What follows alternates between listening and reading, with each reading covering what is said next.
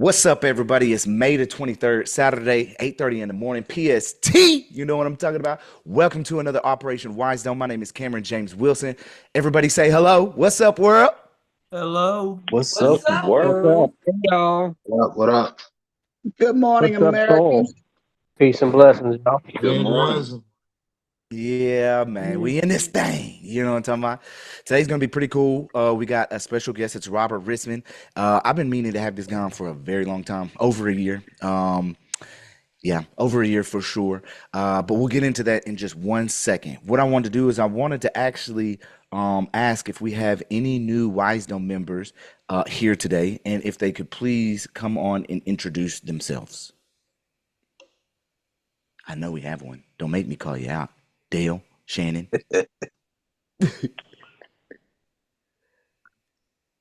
Dale, Cole, y'all got to come in and say hello. Angelino, John Kennedy. Peace and blessings, y'all. Appreciate you having me. My name's John Kennedy of the House of French. I've got about a little over 10 years in this game. I've had some serious wins. Got a case dismissed with the prosecution stating for the record that the legal name is my enterprise. So I'm just happy to be here and learn a little bit more. Awesome. Glad to have you. Everybody say welcome, Thank you. John. God bless. Welcome. Welcome, John. Welcome. Then I know that we got Dale Shannon. You're going to have to come say hello and introduce yourself. You all right? Hey, it is what it is. Good morning, everyone. How's it going?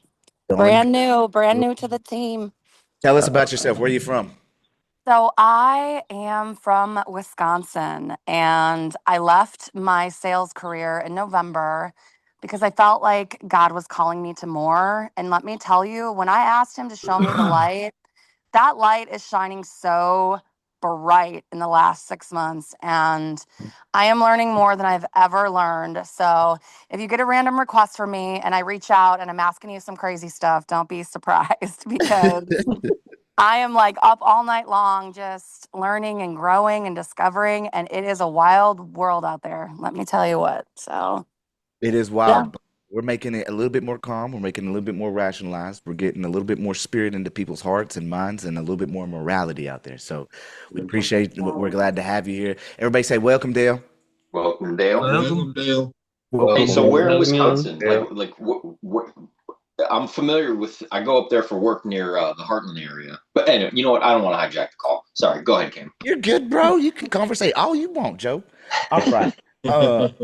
Sai, you got to come on and introduce yourself. Come on, bro. This is my dude right here. Sai, where you at, bro? And Cole, you too. But I'm gonna let Sai. What's going on, guys? How you doing? I'm Sai. I pretty much been watching Cameron for a while, but my wife is the one who kind of pushed me to check him out even more. She had a case that was recently 6 different ticket charges that was dismissed, and she ended up taking a plea for a speeding ticket, but it was still a win, and we love it. And I'm working with Cam to take care of a couple of other things for me. A couple of felony charges, which is all traffic citations, where they just, just make up nonsense and try to railroad you any way they can. So he's Facts. helping me with those, and I plan on taking it all away. I'm here to You know fight. what's So you know what's well, first off, everybody say welcome, Sai. Welcome, Si. What up? Welcome, Si. Welcome, bro. Welcome, John. Yeah, Go get him, bro. it's very interesting Sai's situation because he literally had his VIN covered. Okay. He wanted to be private out there in the world. And they gave him a felony for that, y'all. Wow, a felony for covering your VIN? Yes, bro. What? He uncovered it. He uncovered That's it it. willingly. Uncovered it from the The he real threatened felony to is a Fourth arrest me. Amendment violation. There you go. They're You can't wild be out secure here, in your property. No, you can't be Exactly. secure in your property, bro. Exactly. What state again, Si? I'm in Georgia. Georgia.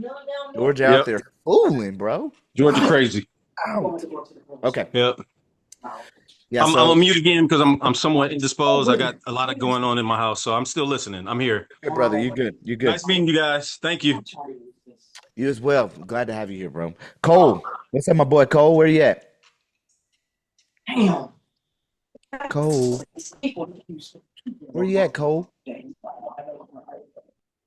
Well, apparently Cole don't want to talk today. All right. While we wait for Cole to go off mute or whatever, so John Kennedy, House of French, you mentioned that the prosecutor um, confirmed your corporate status. Is that right? Something along those lines?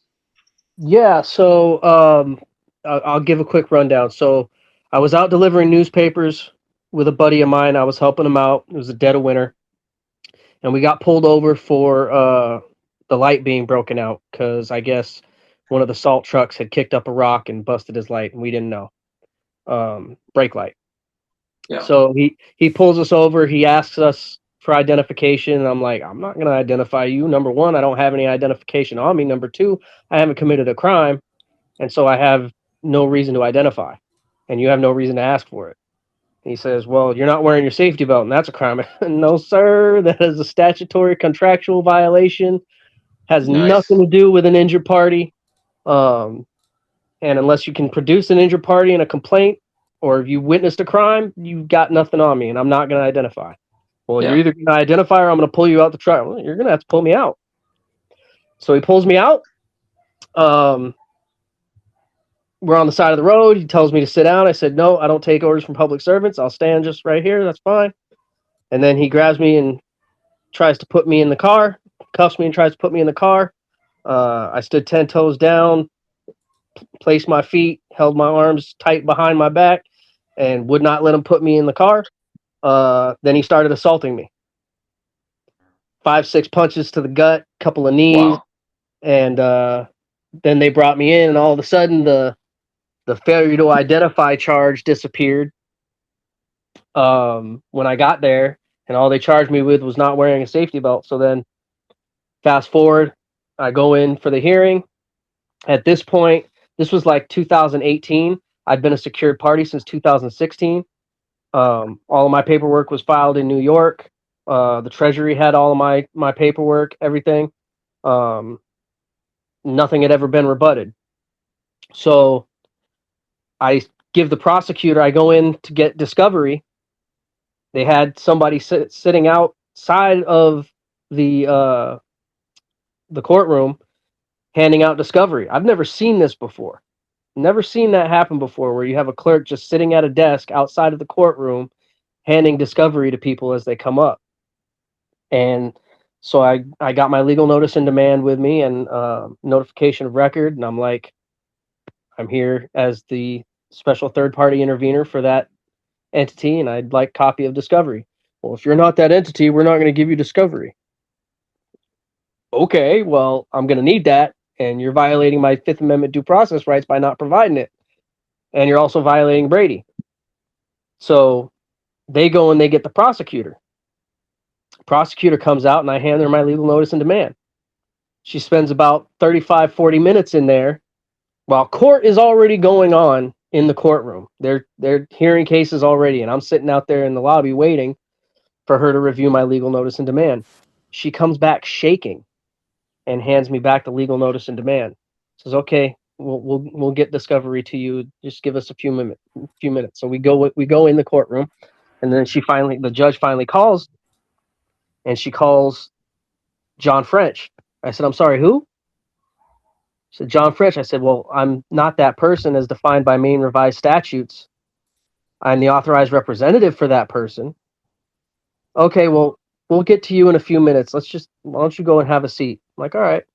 So then the whole time I'm sitting there waiting, she's running through people, and I'm just evil eyeing her every single time she steps out of line because I'm watching her practice law from the bench and do all kinds of other shady stuff, violate due process and everything. And I'm eyeballing her. And then right in the middle of it, she says, "Mr. French, we'll be getting to you soon." And I said, "I'm sorry, who?" "Oh, Mr. Kennedy." Like, okay, that's fine. So then they finally call me up, and I go through the whole spiel. I still have the transcript of this, by the way. So if anybody wants receipts, I got it. I was gonna ask if you're on the Discord channel because I'd love to see I'd love to see your case file. Yeah, I'll definitely share it, and I Okay. can give my email information and everything if anybody wants to get in touch. So, she asked me what my plea is, and I said, well, my plea is innocent because I'm innocent until proven guilty. And she says, well, that's not a valid plea, so I'm going to put you down as not guilty. I said, objection.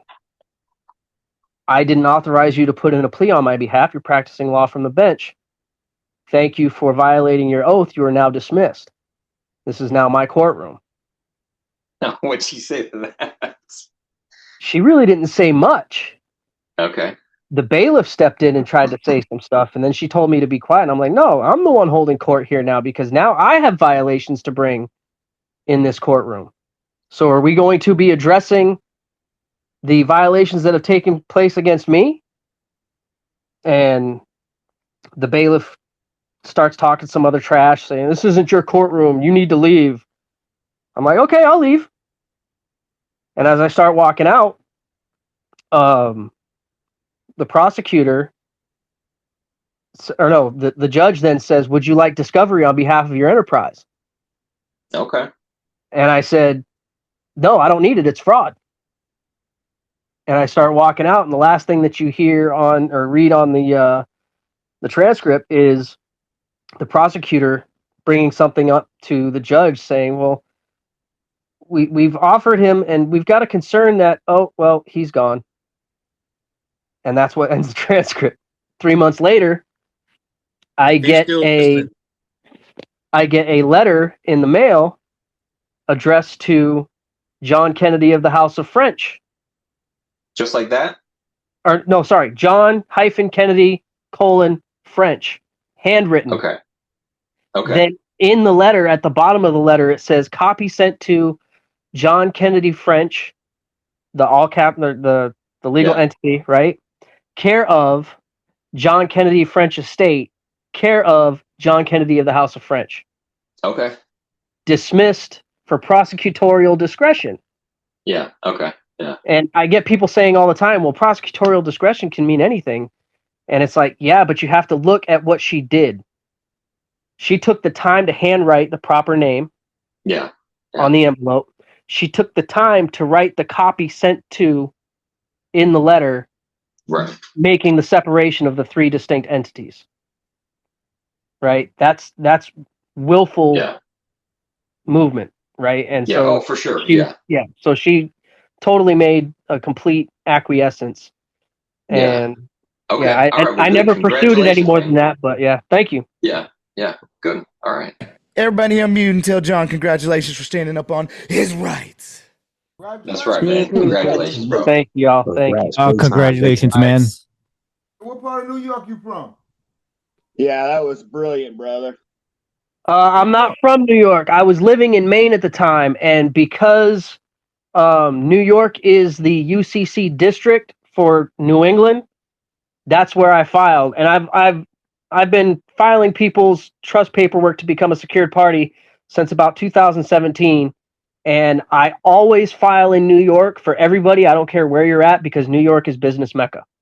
And they are more apt to accept your filings without having any pushback. And when it's done right as a transmitting utility, the filing never expires. So my expiration date is all nines across the board. Interesting. Very interesting. Yeah, congratulations, brother. For real. You ever heard of Avery over at the 0%? I have not. Oh, okay. Yeah, Avery's a really good guy as far as like trust and everything is concerned as well. We kind of utilize his trust process. Yeah, but very cool. Very cool. Okay. Thank you. Yeah, for sure, for sure. Anybody else want to come up and make any announcements for anything that's been going on this week or in the past couple of weeks, or just something you want to share before we kind of dive into everything? Yeah, found out yesterday I had to call from Eddyville Police. That job I got fired from in Kentucky, as what I found out, is a one-party state as far as recording. So I had audio recordings, and there's an eavesdrop thing. Basically, what says if it's illegal if you plant a device or leave a device and walk away to try to get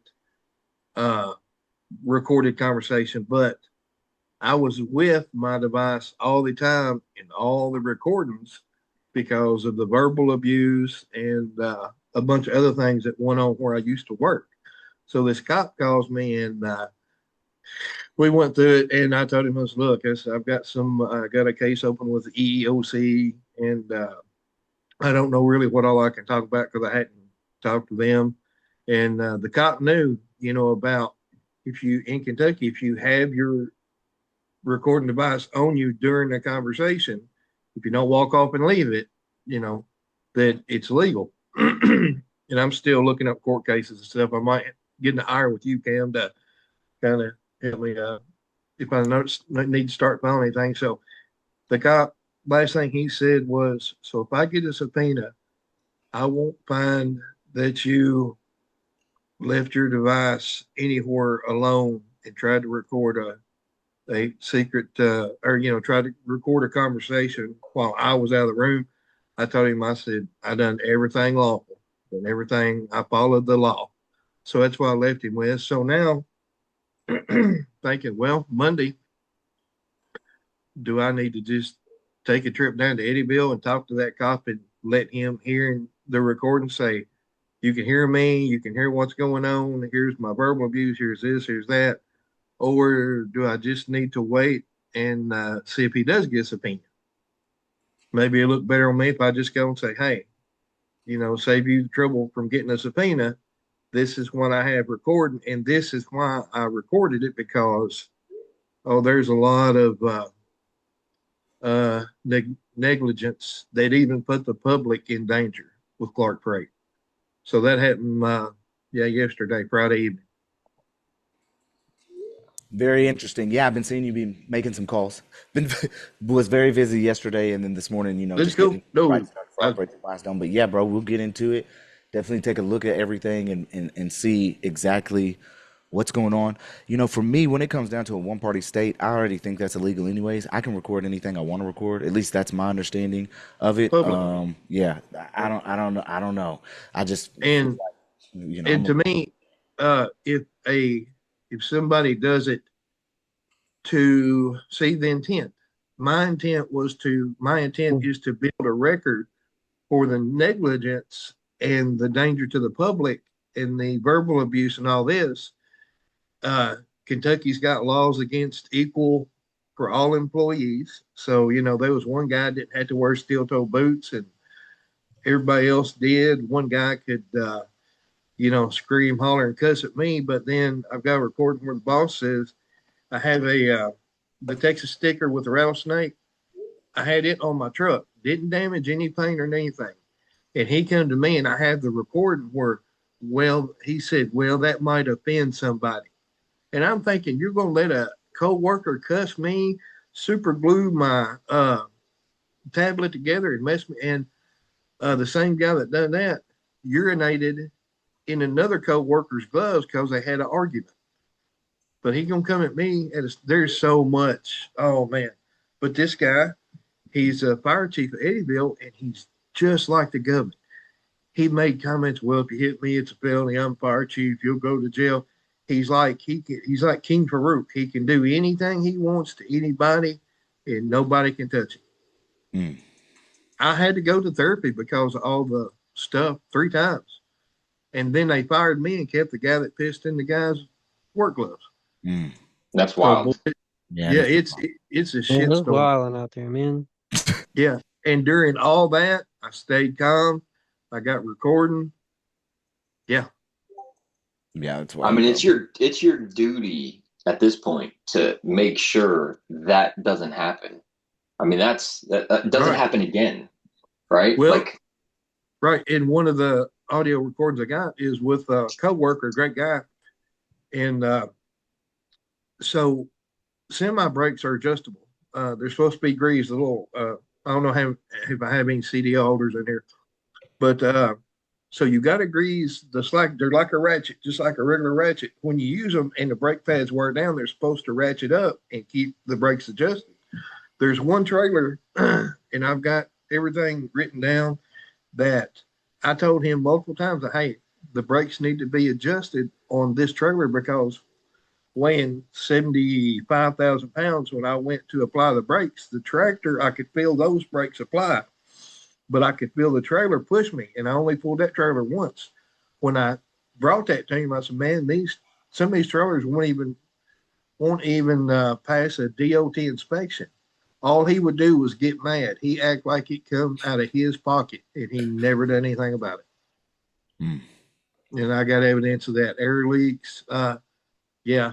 So the odds are stacked against him, and they know. See, I talked to the VP. I've got a recording of the VP, and I let him listen to an audio recording of me getting cursed.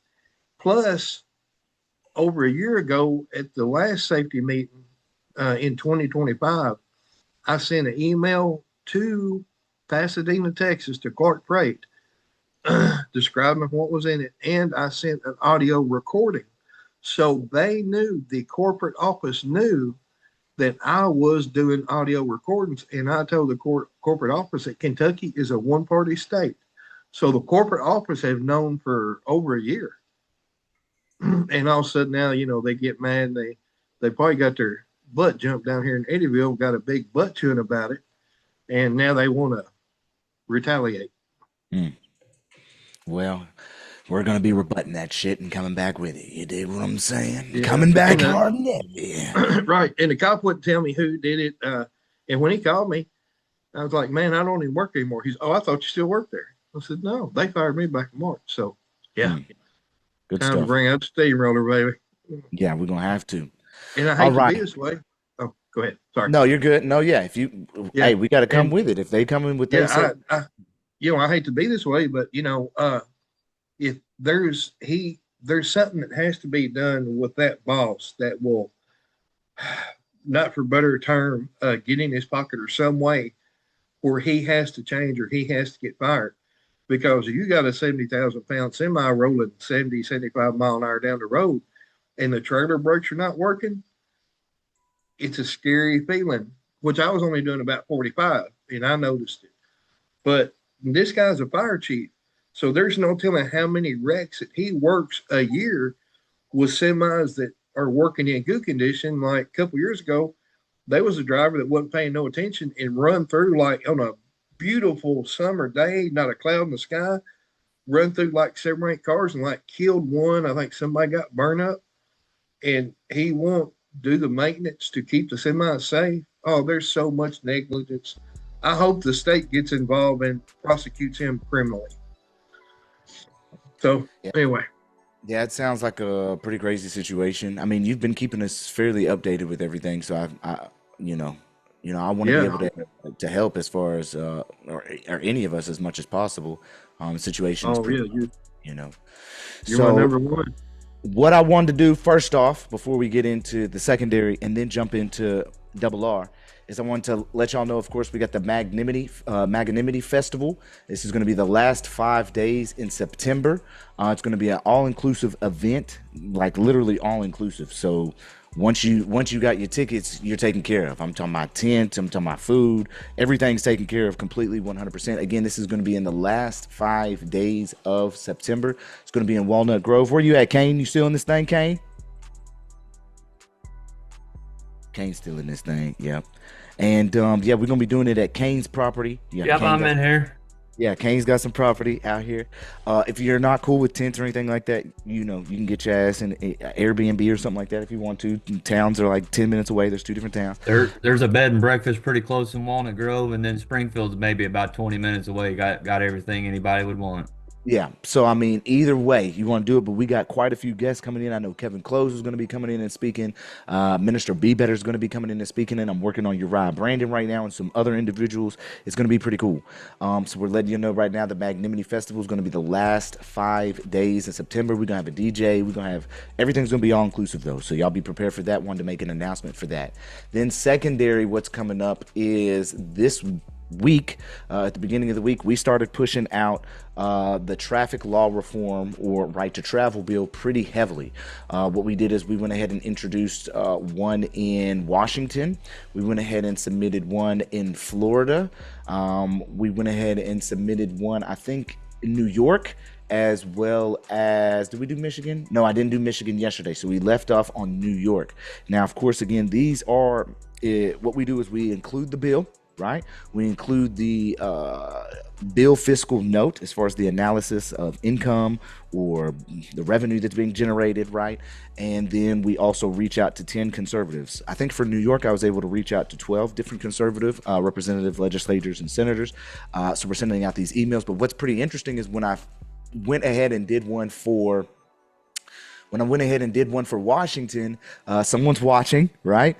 And the haters watching, and they went ahead and saw who I sent emails to, figured out those emails, and then they went ahead and sent out their email themselves, pretty much hating and saying that Cameron Wilson falsely believes that a driver's license puts restrictions on his right to travel, and just hating. I urge you to reject this proposal as it has no merit for what he is proposing.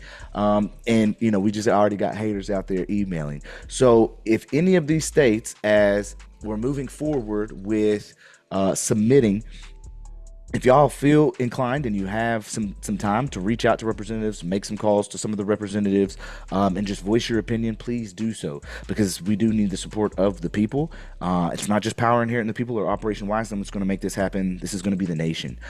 This is not, again, to just say outright that the roads are just free for everybody to speed and do whatever the hell they want. No, you still must abide by safety. You still must abide by caution. You still must abide by traffic signs and all that good stuff. But the eligibility for police to make arrests and to give citations, not for just having certain registration and things like that, we're trying to throw out the window. Okay, we're trying to save the people from getting this egregious actual crimes that are being committed against the people to be eliminated, because we all have the right to travel freely, as that is a God-given inalienable right, and we're going to stand on that. And there's nothing that can stop it. So leaving off on there, I wanted to introduce Robert Ritzman. Hello, Robert. How are you doing, brother? I'm living the American dream. Hey, that's good to hear. That's good to hear. Robert, first off, why don't you give an introduction to yourself, as long-winded as you want, and then we'll kind of get into some of the topics that you want to speak about. I don't like talking about myself much, but I'm 65 right now, but 11 years ago, the state of Washington Corporation charged me with 17 felonies, mainly for medical cannabis, and this is a medical cannabis state. But a lot of it had to do with my background. I'm a commercial contractor, been licensed all across the United States, and some of the things I got into, I had to, basically sit down with the FBI and get some things done because of the contracts I got into, but it caused a lot of grief to the legal system. So they blacklisted me, blackballed me. There's a difference in blacklisting and blackball. Blacklisting is commerce, blackball is society. And but in the meantime, because of this, I got sick, and I chose medical cannabis as a remedy. I don't agree with the medical society with what they're doing. So they came after me pretty hard, and it ended up where I got the prosecutor in prison. I got the deputies in prison. I got the county charter. And basically, state of Washington Corporation lost their charter January 12, 2025. So when you, go ahead. So what's happening is a lot of, and almost all what's going on is based on grammar and shipping laws. So learning what grammar is, how to properly read and how to properly write. And the biggest key is, what society do you belong to? And if these are the keys to having your immunity, to where you'll be put on a do not detain list. Now, one of the things that happened to me, I did so much damage. I'm still on a wrecking ball path. I'm still pissed off at what they did. But they put me on an international protected person list. So, and that means no corporate official can talk to me without permission, unless I initiate it. Okay, that's a lot of information you just gave us there. But keep going. I'll wait for questions. So it all depends on what you want. Most people just just want, to get out of liability with what's happening. You get the Amish, you get the Jewish communities and the Mormon communities, and a lot of the Indian tribes. They don't want to be part of the United States corporation. It's too dangerous. It takes you don't have a God, a creator, and you don't have any rights, and you got these army personnel called police and deputies and state troopers running around trying to rob you, or they do rob you. And then it's getting very dangerous right now here in America. So, but getting on a do not detain list is a big key that you understand, and it's all based on understanding banking and contracting laws. It's all wrapped around that. Learning what shipping is. The courts have a shipping clerk. It's not a court clerk, it's a shipping clerk. And just like mailing a letter, okay, the contract doesn't get moved. It doesn't start to move until the clerk puts the court seal on it. No order is real until there's a court seal on it. And this is what I do with people with child support all the time, because child support is a criminal act. Okay, and child support, child family court there is no such thing. And they will never put an order on child support, child custody. Never. So all these orders, if you look at your own state constitution... You meant to say a label. You Pardon? said they'll never put an order on the shipping label. You meant to say a label. Every order, in order for it to be real, in order for it to have authority of a court where a law enforcement can act on it, must have a raised seal on it. Must. Not an ink stamp, nothing like that. Yeah. A seal, a raised seal. That's the law. I just got a buddy in Texas, child support dismissed a non-suit dismissal with a single motion, to where child support itself gave the dismissal through the case, using a specific on on the things you're talking of. So if you look at Marlboro versus Madison, 1793, the chief justices were looking at the commissions that Marlboro wanted his commission to be the police of New York City. So I think there was 22 or 27 men that were commissioned to be police. But and they all had the seal on it, the president's seal. So basically there was some backdoor dealing on that case, but they wouldn't, they weren't going to make a decision on it, because they were properly commissioned by the president of the United States at the time to be police officers of Washington, D.C. But I think there was so much, if you do this, we're going to do this to you, because they all backed down. But that's a very important case to learn about how the courts have to operate to have authority. Now, every contract must have a court and must have a authority behind it. You must have police, deputies, state troopers. It has to have the U.S. Marshal, or the cavalry, or the U.S. Army. So you have a city court, they got police. You have a county court, they got deputies, and sometimes the state troopers. You have a military court, they have their military personnel. You have a treasury court, they got the Secret Service. So all these, these are the venues dealing with what contract you're in. Now every venue they have limits. And their limits that's their surveys on where their city is, where their county is, where their state is, where the United States are. Okay, so there's a difference now between a town and a city. The town has boundaries on the land. The city is only in the city hall, where the courtroom is. That's the only place the city is. And so what they're doing, they're using a system where the police are part of a military. The government is using a calendar called Gregorian, where they are using a 12-12 clock, 12 hours for the morning, 12 hours for the evening. Where the military uses a 24-hour clock for the whole day. So they're whole. They're military, they're usually maritime law, and the Gregorian system is mostly admiralty law. This is the purpose of, you don't have standing unless you're a whole man. This is why every attorney will always announce, and if it's not rebutted, I'm here on behalf of a client. You don't want to be behalfed. You want to come in whole. In order to be whole, you have to have knowledge. And this is where your freedom comes from, is your knowledge of how the system works. Right. So to be whole, you have to know where you're standing. Are you standing on paper, or are you standing on the ground, the soil? Right. So they have evidence that your feet are on paper. At birth, they put your feet on paper, and you've been standing on paper. So, and this is part of what's happening when you're not born in a hospital and you're not registered, and then there's no birth certificate. Certificates show the society that you belong to. So if you look at a birth certificate, usually they're in all caps, and it's registered with the Supreme Court clerk. And then when police, when they get their policing certificate, it's written in proper English, and it's a maritime contract. And this is why they're using a 24-hour clock and you're using a split 12 clock. Very interesting. One of the things that you were mentioning were charters. Could you speak further in relation to charters?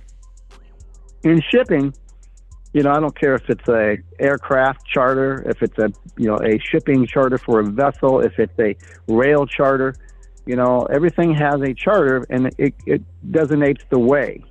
So in this way is like a trail on the land. For a shipping charter, you have the way, and so the charter is what allows them to operate international commerce, basically, and that's the contract, the policy that they're operating under. So like for the United States of America, 1787, ratified in 1792, the charter, the incorporation for the United States of America was stating that they were going to recognize through the Bill of Rights the separation between the artificial world, the title of an artificial entity, nom de guerre, versus a man.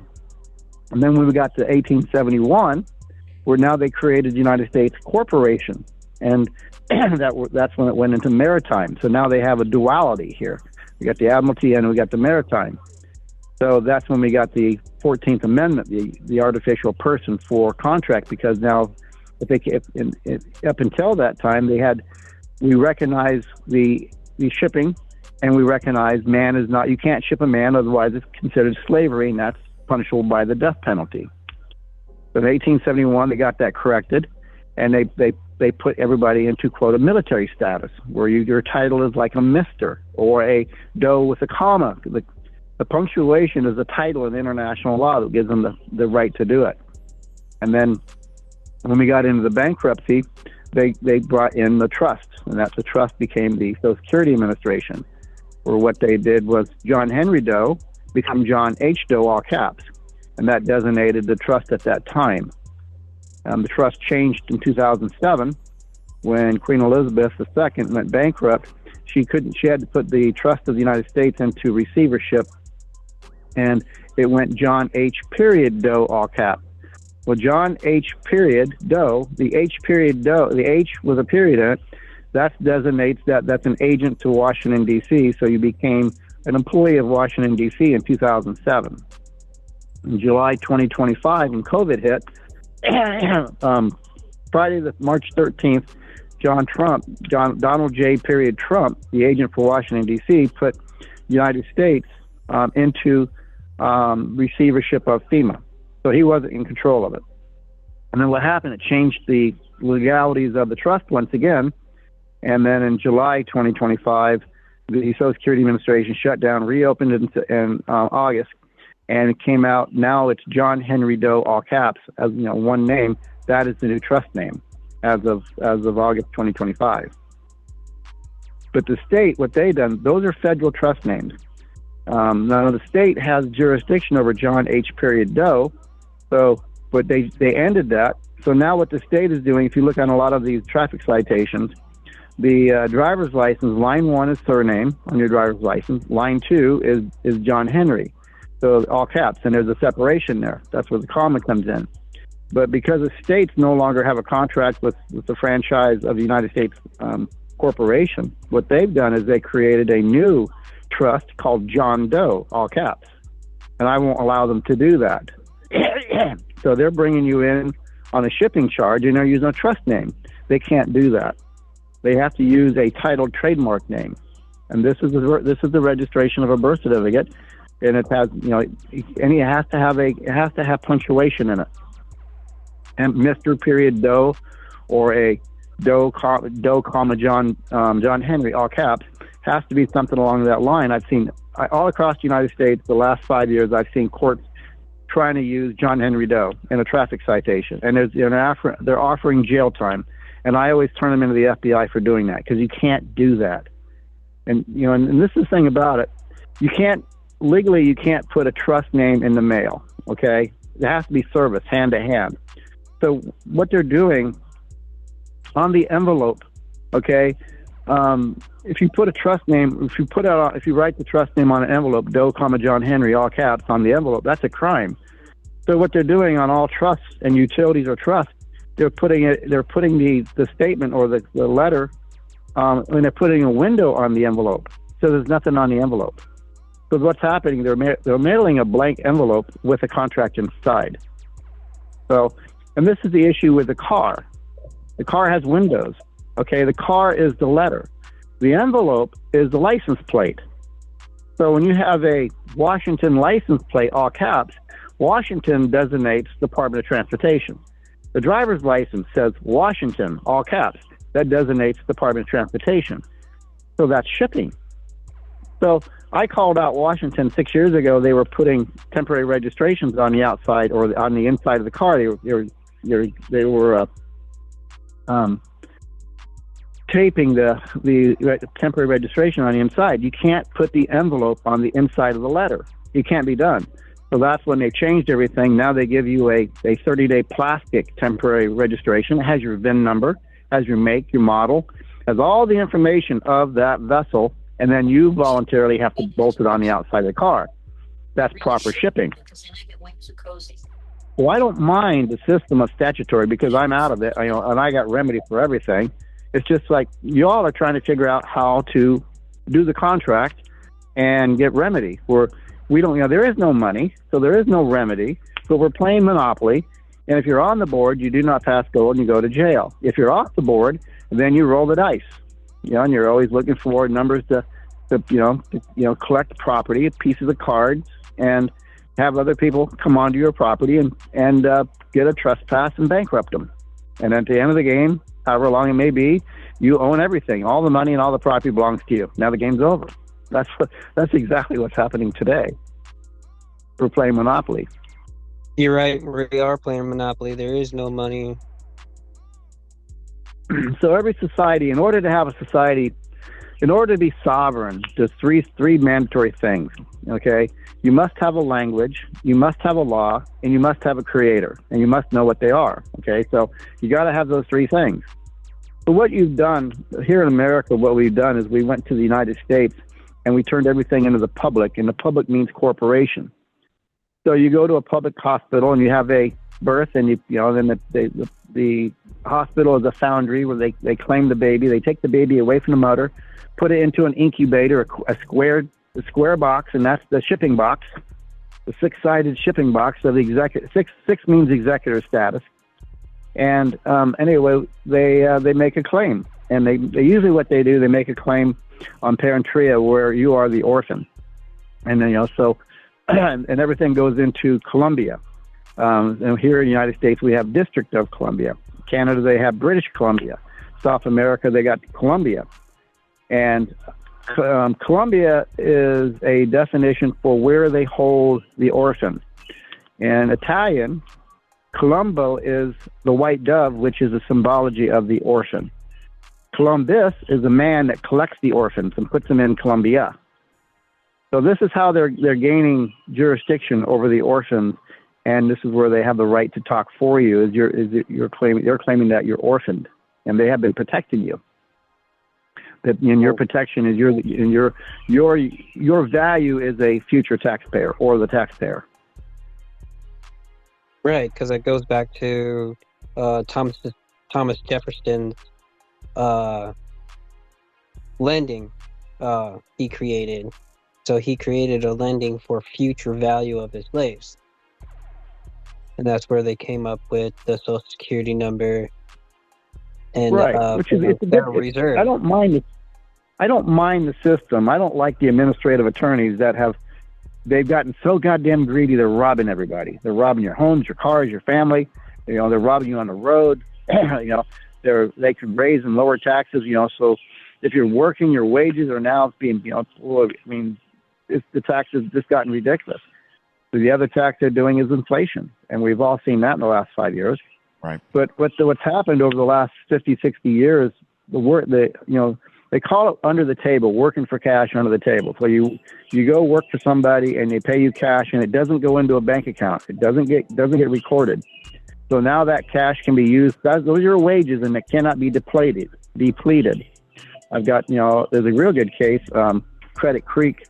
I think it's Minnesota, 1967 or 69, where the judge in that was given two $1 bills, Federal Reserve notes, for remedy, and the judge refused to take it. And he put the serial numbers of the Federal Reserve in the case, and he goes, "No, I can't take this. This has no value," because the gentleman was arguing value of land. And this is where we have, the artificial world, the court, they removed remedy with gold and silver money, so they don't recognize it anymore. But in the meantime, I look at it like they just shot themselves in the foot with me.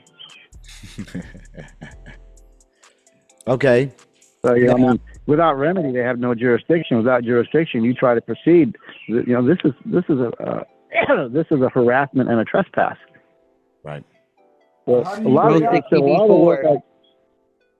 Rule 60B4, void judgment. Rule 60B4, void judgment, acting without jurisdiction. Yeah.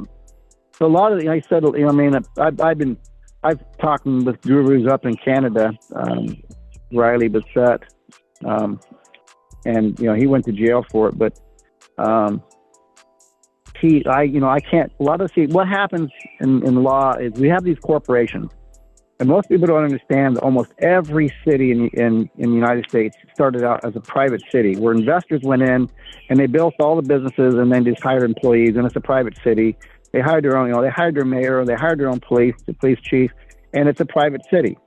Okay, and almost on the west, from Kansas, Nebraska, all the way to the west, the railroads were paid by the Treasury to put in the railroad tracks, and the railroad had their own mail. It was a railroad mail system and railroad mail depots, and this is where the term being railroaded came from, because the shipping was railroad. 100% of the shipping was done by the railroad.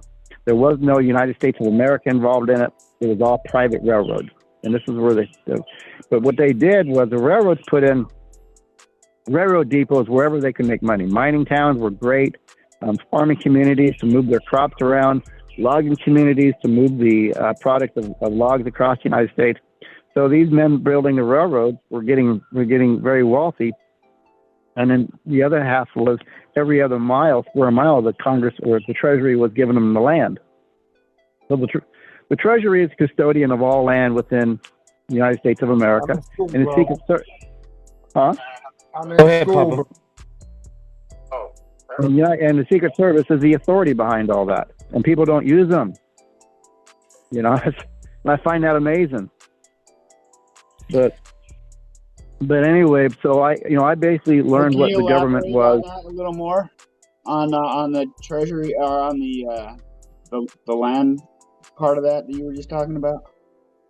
Okay, to get into a lot of this, prior to the United States of America, kings and queens across Europe were titling land. Okay, now in order to own land, a allodial title, you must have a private court. There's never been a private court on America, North America, Central America, South America, because there's never been a sovereign ruler. All the sovereign rulers are in Europe. Now, to be a sovereign ruler, you have to be an agent of the Vatican. The Vatican claims all land of earth, mainly because your Savior abandoned you, and the Vatican has claimed it. So they claimed the spirit of man, and they claimed the land of planet Earth. So all the kings and queens and emperors, they all work under the Vatican. So that's the nexus to all that. So so a lot of the land created or that was claimed by England is all titled in a private court in London. France did a lot of claims here, and their private court is Paris. Spain did a lot of claims, and they're in Madrid. The Dutch did a lot of claims. It's Amsterdam. And the term, and this is where you can see what's happening here. England is not over here in America. England is an island over there in the Atlantic. What they've done is they created a term called New England. And they had New Spain, New France, New Amsterdam. So new is like a quorum of three. And every time I see a three-letter word, I always have to check to see if it's quorum and what that quorum means. But new is basically a incorporation. And incorporation is always shipping. So England captured, or not captured, they started buying land. You see, you can't claim land unless you conquer it or negotiate. So the first English ships were negotiating with the Indians for land, because one of the easiest ways to gain sovereignty is when you have a contract of servitude. If your feet touch sovereign land, it breaks all contracts. All the artificial contracts are now broken. So part of this jurisdiction the corporation has is to keep you distracted where you never claim your sovereignty. So this is part of what's going on with Cuba, Iran, and North Korea. Those are the last three places on planet Earth that don't have contracts. They're not in artificial bankruptcy. This is why Donald Trump, back in 2017, he visited North Korea and he walked on sovereign land and he broke all contracts. This is why it's illegal for Americans to go like to Cuba. You're not allowed to go to Cuba, because you break all contracts of servitude when you do that. Now, one of the things that you had mentioned earlier to me in our conversation was that Washington is no longer a state. Could you elaborate on that? Now, state of Washington, proper English is okay. Part of grammar, part of learning how to read and write. We have an alphabet. We have 26 letters in the lowercase and we have 26 letters in the uppercase. Now, to have a society, you must have a way of writing, because all contracts must be in writing. So the Latin, has claimed the all caps. They created it. Man is given the lowercase. And what you've been taught in school is how to write a proper noun. So you're using one letter, John, capital J, lowercase O-H-N. So you mix two societies together. Now that's called a proper noun. Now prop is used for the theater. And everything we have here is artificial, so it's called a theater. So what they've done is that in public school, corporation school, they taught us how to keep writing contracts of servitude. So when you have state of Washington all caps, that designates a incorporation. That is the Supreme Court. That is the clerk. That's the clerk of the Supreme Court is what that designates. State of Washington all caps is the Supreme Court clerk. Now we have state of Washington proper English. We have mixing of the two. That's a joinder of man and the shipping. So that's the governor. That's the legislators. That's the attorney general. They're joining the contracts of the artificial world to the utility, doing all the work, carrying all the Federal Reserve notes, man. And then we have state all lowercase of Washington proper noun. So state all lowercase, that designates land. So the state lowercase of Washington, that's the location of the capital of the corporation, state of Washington, proper English. And then we have Washington, proper English, state lowercase. That's the parks. That's the land. That's the location of the park system. And then we have Washington, proper noun, state proper noun. And that's the joinder. Once again, we're joining the land to the artificial world of shipping. And that's where the senators are working. The senators are the voice of the people in the land. They're supposed to be representatives. They're doing a really crappy job of it. And then we have Washington, all caps. That's the Department of Transportation. That's to shipping. That's why it's on the driver's license. It's on the license plate. So learning how to read, you can start understanding what they're doing. And I always catch the clerks are dumb at this, and I always catch them in fraudulent contracts, and I always ask them, would you like to stand on this contract, or would you like to take the liability of it? Because what you're doing mail fraud. That is a criminal offense, and you can go to jail for it. But if you're trying to take away my freedom or my property, my wages, then that's RICO, racketeering. If you're doing it intentionally, then you're going to go to jail for a very long time. If you don't know what you're doing, that's still constructive fraud. I always go after the clerk for fraud, always. So this is part of how you start breaking down the corporation, the state, and you start, and I always, in criminal cases, I always had people go to the Capitol, Secretary of State, and start getting the certified copies of the state constitution. And this is where I have to go through and start seeing what the attorneys have done. See, all the original constitutions were written by the Freemasons. And how I know that is the Freemasons used an alphabet called cursive. They copyrighted it in 1565. So all of our founding fathers were all Freemasons, and they wrote the Constitution in cursive. So, but what's happening here in the United States, and the attorneys are trying to rewrite all the state constitutions in theater script. Tennessee was rewritten, Oklahoma was rewritten. Here in the state of Washington, they tried in 2023, they couldn't do it. So I don't, and I don't agree with that because it doesn't recognize man. It gives you no remedy. But they will beat us down trying to enforce it with their police deputies and state troopers. So getting these state charters, and outing the state as a criminal enterprise, and then using the FBI, I said, listen, all these states are franchised under the United States, and if you are participating in a incorporated apartheid, then you're going to be held liable as the states are. In the meantime, that's why you have a choice of either aiding and abetting the apartheid, or you can correct these states.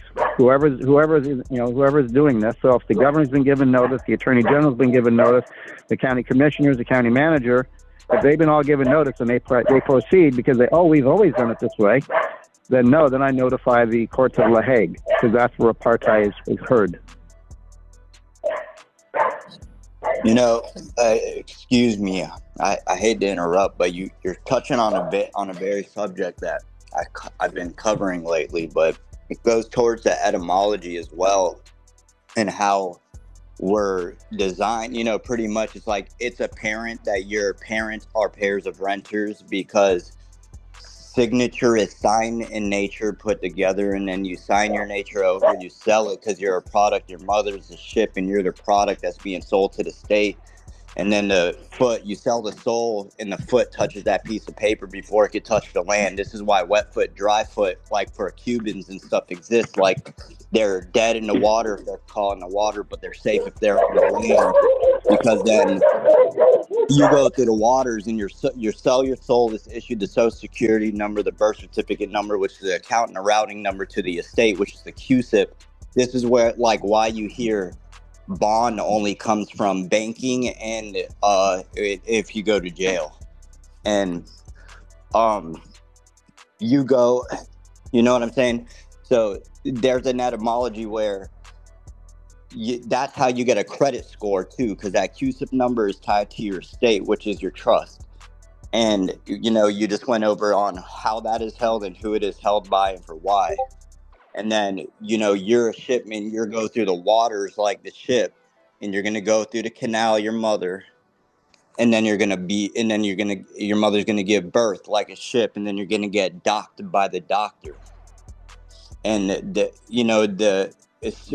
way that it comes to the spelling, because spells are what you pretty much are invoking, and the reason why cursive was taken out of elementary school to stop people learning from how to spell bind or to use those things in the way that they do. And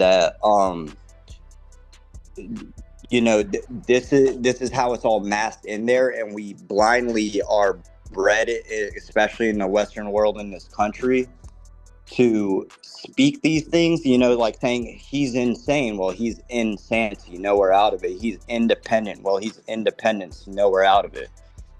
So, like, I'm sorry to interrupt. I just had to say, because it goes towards, the etymology and how it's masked in there, especially through Masonic approaches. And you're absolutely correct on all that stuff, because me personally, earlier this year, I went and pretended and went into the Masons Lodge and tried to join just to try to reap some information and figure out what the hell they're really doing in there.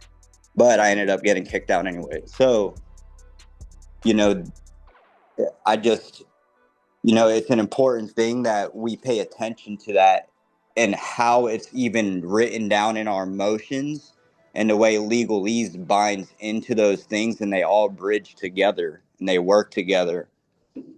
And when we kind of learn to understand it at that, you know, in that type of sense, you know, we will all become more aware towards every single aspect of what we're approaching when taking on this venture, due to how hidden but in your face all the answers really are. Just like how when you find a you know, like here, I'm in Florida statute, so an emergency requires an injured party or damaged property in order to turn on the lights, your red and blue lights for a cop car.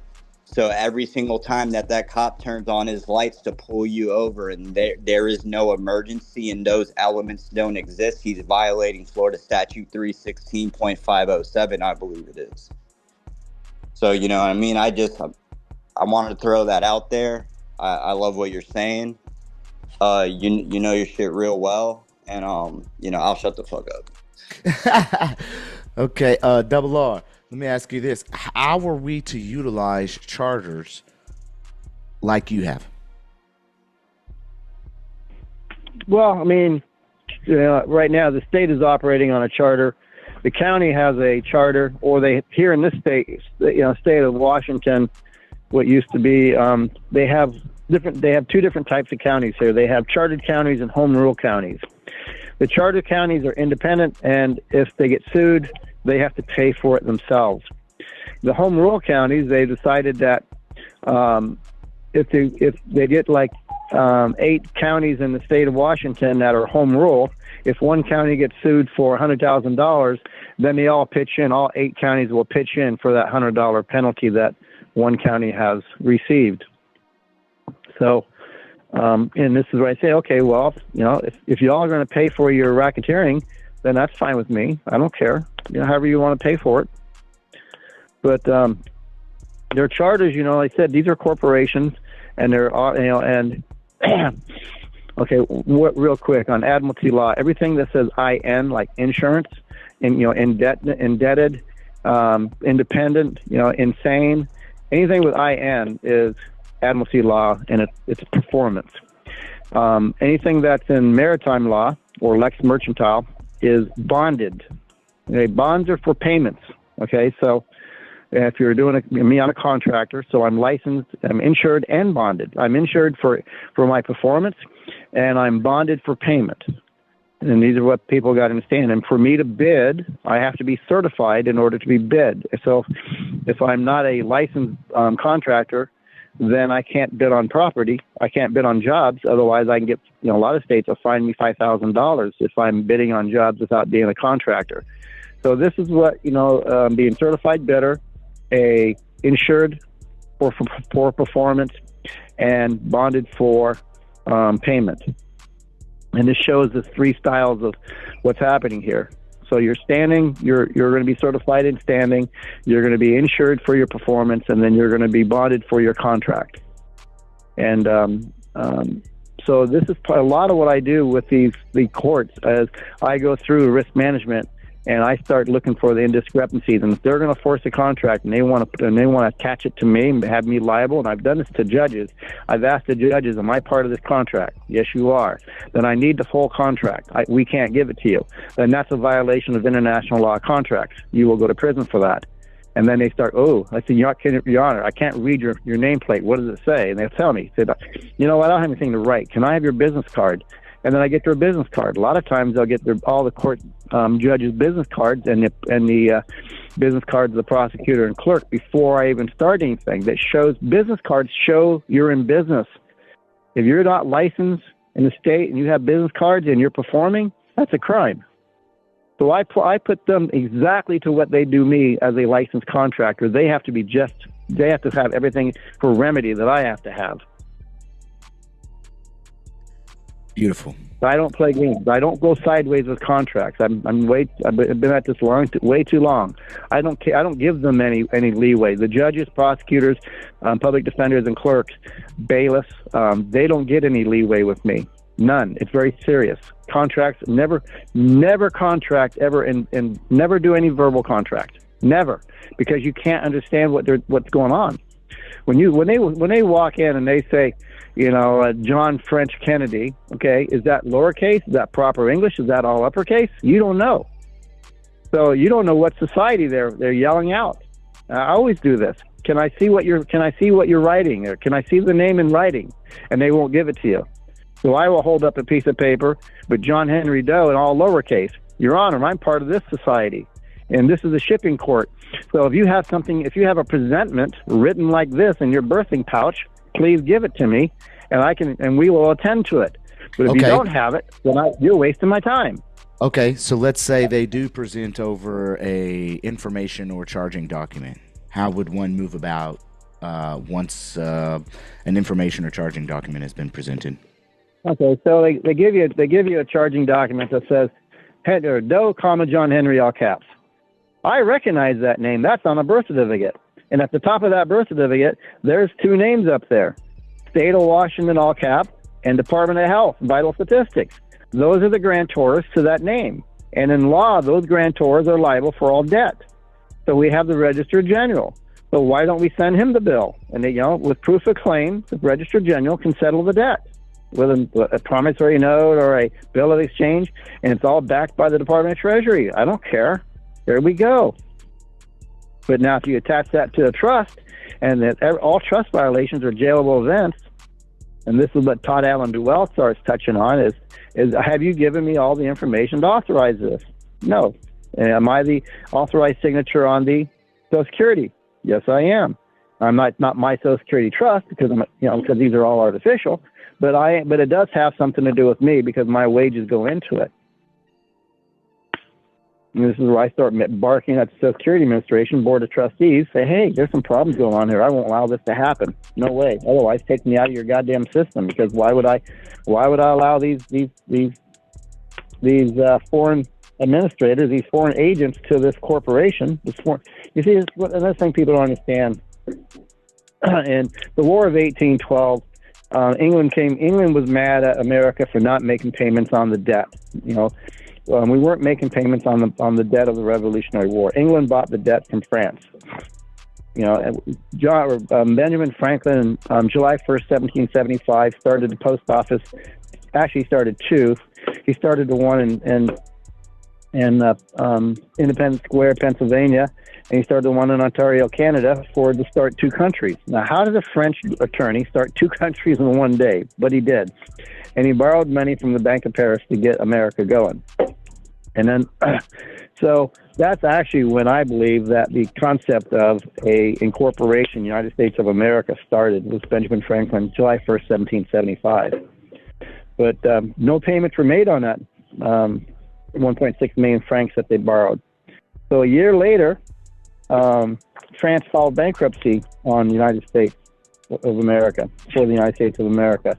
And 3 days later, with the rescission law, nobody answered to it, so it went into place. So United States of America, when everything at 8 o'clock in the morning, United States, there was no company or no incorporation.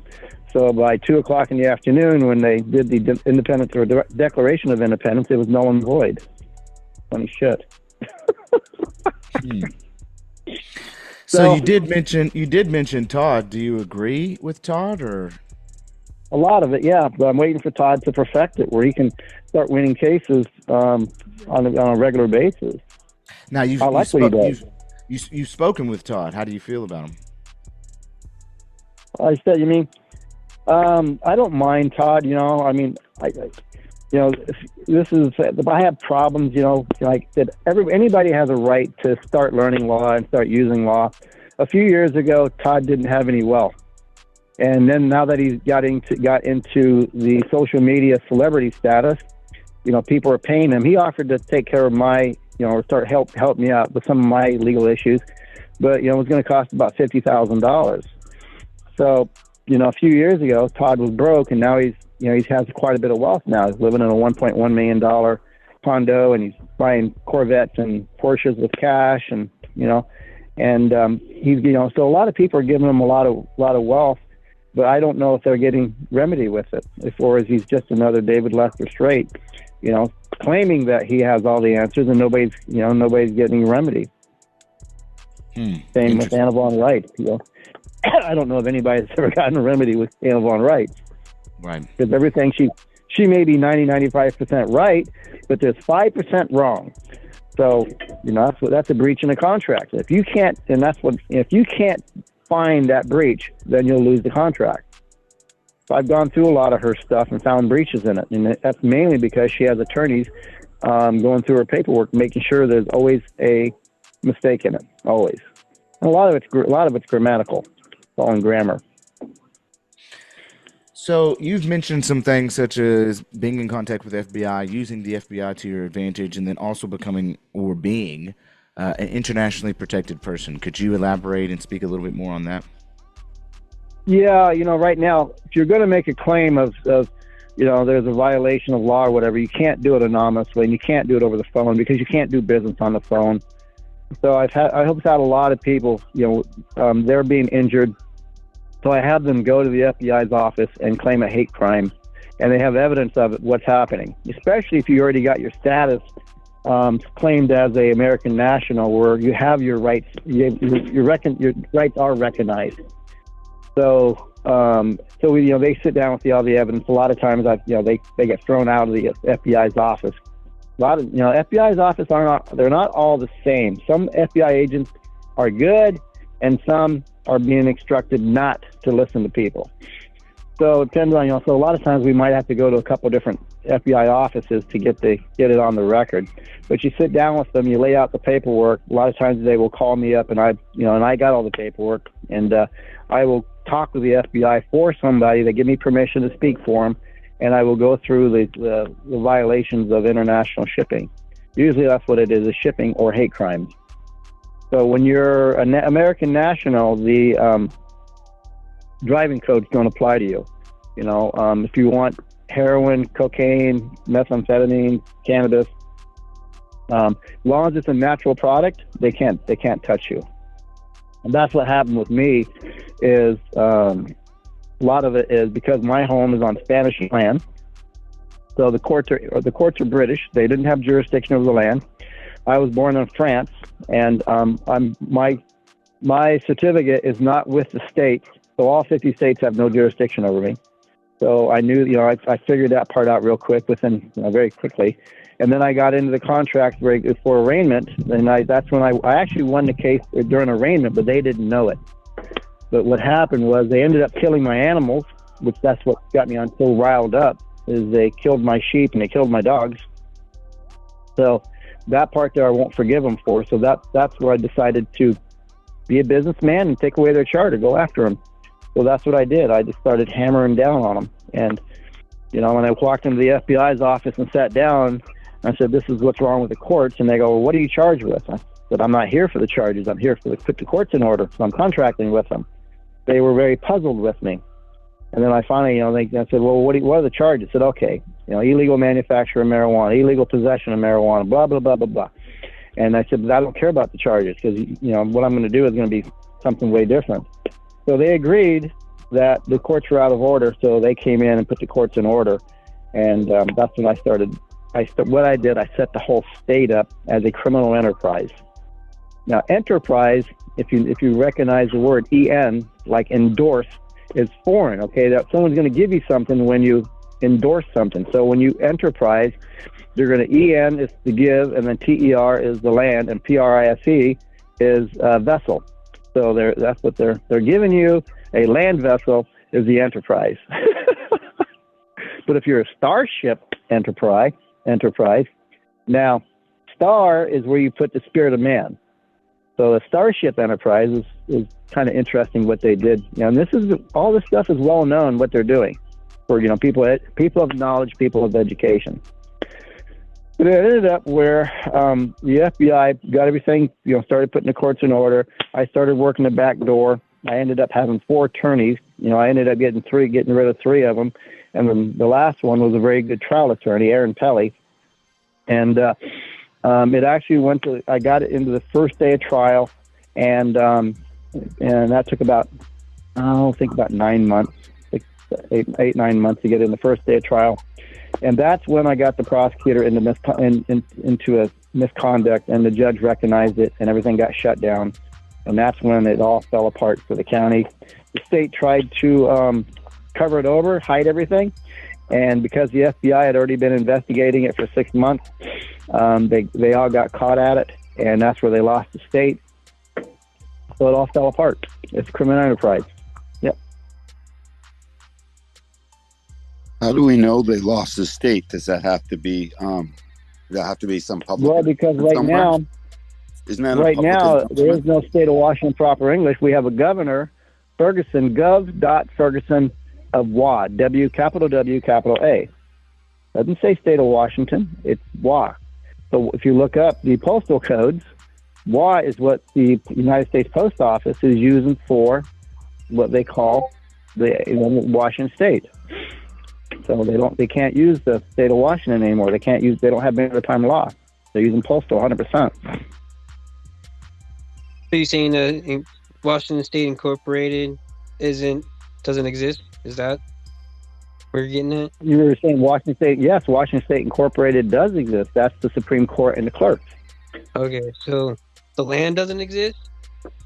No, the corporation. Okay. Oh, once again, incorporation. Okay, gotcha. Incorporation, state of Washington, all caps, is the incorporation of shipping. Proper English, state of Washington. Okay, that's the maritime corporation. Yes. All right. There's a difference there. Incorporations are insurance, shipping, and corporations are contract for payment. So are we talk about this national status, because everyone has looked at what it is to be a national, American state national, whichever way you want to word that. I don't even know, there's probably a correct order, but do you need this status in order to receive all of this, in order to sort of, is that something you would more than recommend, that you think is like necessary? I would, yes, because your standing is key to all this. And that's through the secretaries of state, right? I mean, you send in your notice, you let them know, you make sure they got it, you state clearly. Well, wait a minute now. And what is it called? Is it just state national? How about state citizen? I mean, helps condense. How about just a man? Well, I'm down with that. But there's still a thing that you're noticing them of, and I think the term is simply the national, state national, or state citizen, right? And one other thing I personally don't use anyone. I'm just a man under my natural firmament of my creator. My creator's within. Nothing gets in between me and my creator. Exactly. I know how to write. I know how to read. You said national, so I just want you to speak to that. This is something you said was a good idea. So just speak to the national part. Well, it's okay. When you learn truth, okay, I don't mind bantering with anybody when they have knowledge of truth. My language will start changing if I'll be more precise. Okay. But when you are writing, okay, all contracts must be in writing. And when you're writing, depends on how you're writing, you're claiming the society that you're in. You're using all lowercase. You're a man on the land. You're using proper English, what people have been taught in school. You're in the theater. If you're using all caps, then you're using dead Latin. Or there's also what's called light Latin. So if you understand, they gave remedy with dark Latin and light Latin. And you can look at the Vatican, when you're inside chambers, okay, the Vatican is a big cross, okay, it's a mask laying down, dead ship. If you're inside, if you look at the writing on the walls, okay, they use a certain type of spelling. And if you're outside, you look up at the top of the rim of the building, they have all the writing around the rim. There's a difference there. So if you study that, you'll see how dead Latin is written, and you'll see how light Latin is written. Now, if you have a private society called Freemasons, then you have your cursive. If you study cursive, you'll start seeing that some letters go below the line and some letters, do not. So in Latin, none of the letters go below the line. But in cursive, some of the all caps letters go below the line. In lowercase Roman style, only a few of the letters go behind. You know, the G, the J, the Y, the Q, and they hook to the left, they hook to the right, but there's a code to that. So that's the forbidden knowledge when you go below the line. So every alphabet is coded. So every society is at war with another society, and they got codes for war. So you have to decipher them. They're very easy to decipher. The Roman numerology is coded, and the numerology that we use, 0 to 9, is coded. So I always like to tell people, they tell you what they're doing. So we all know what Area 51 is. You know, that's Nellis Air Force Base, where all the hidden knowledge is for UFOs and flying saucers. But they told us, if you look at it closely, 51 in Roman numerals is LI. And if you look at area, is not area, it's area lie. So they've been telling people for 70 years that Area 51 is a area lie. It's just like the judge is telling you that they're following the letter of the law. Now, a letter, T-E-R, is a contract. A letter, T-O-R, is a love letter from a man. So I always have to define, you know, I think I am here on a letter.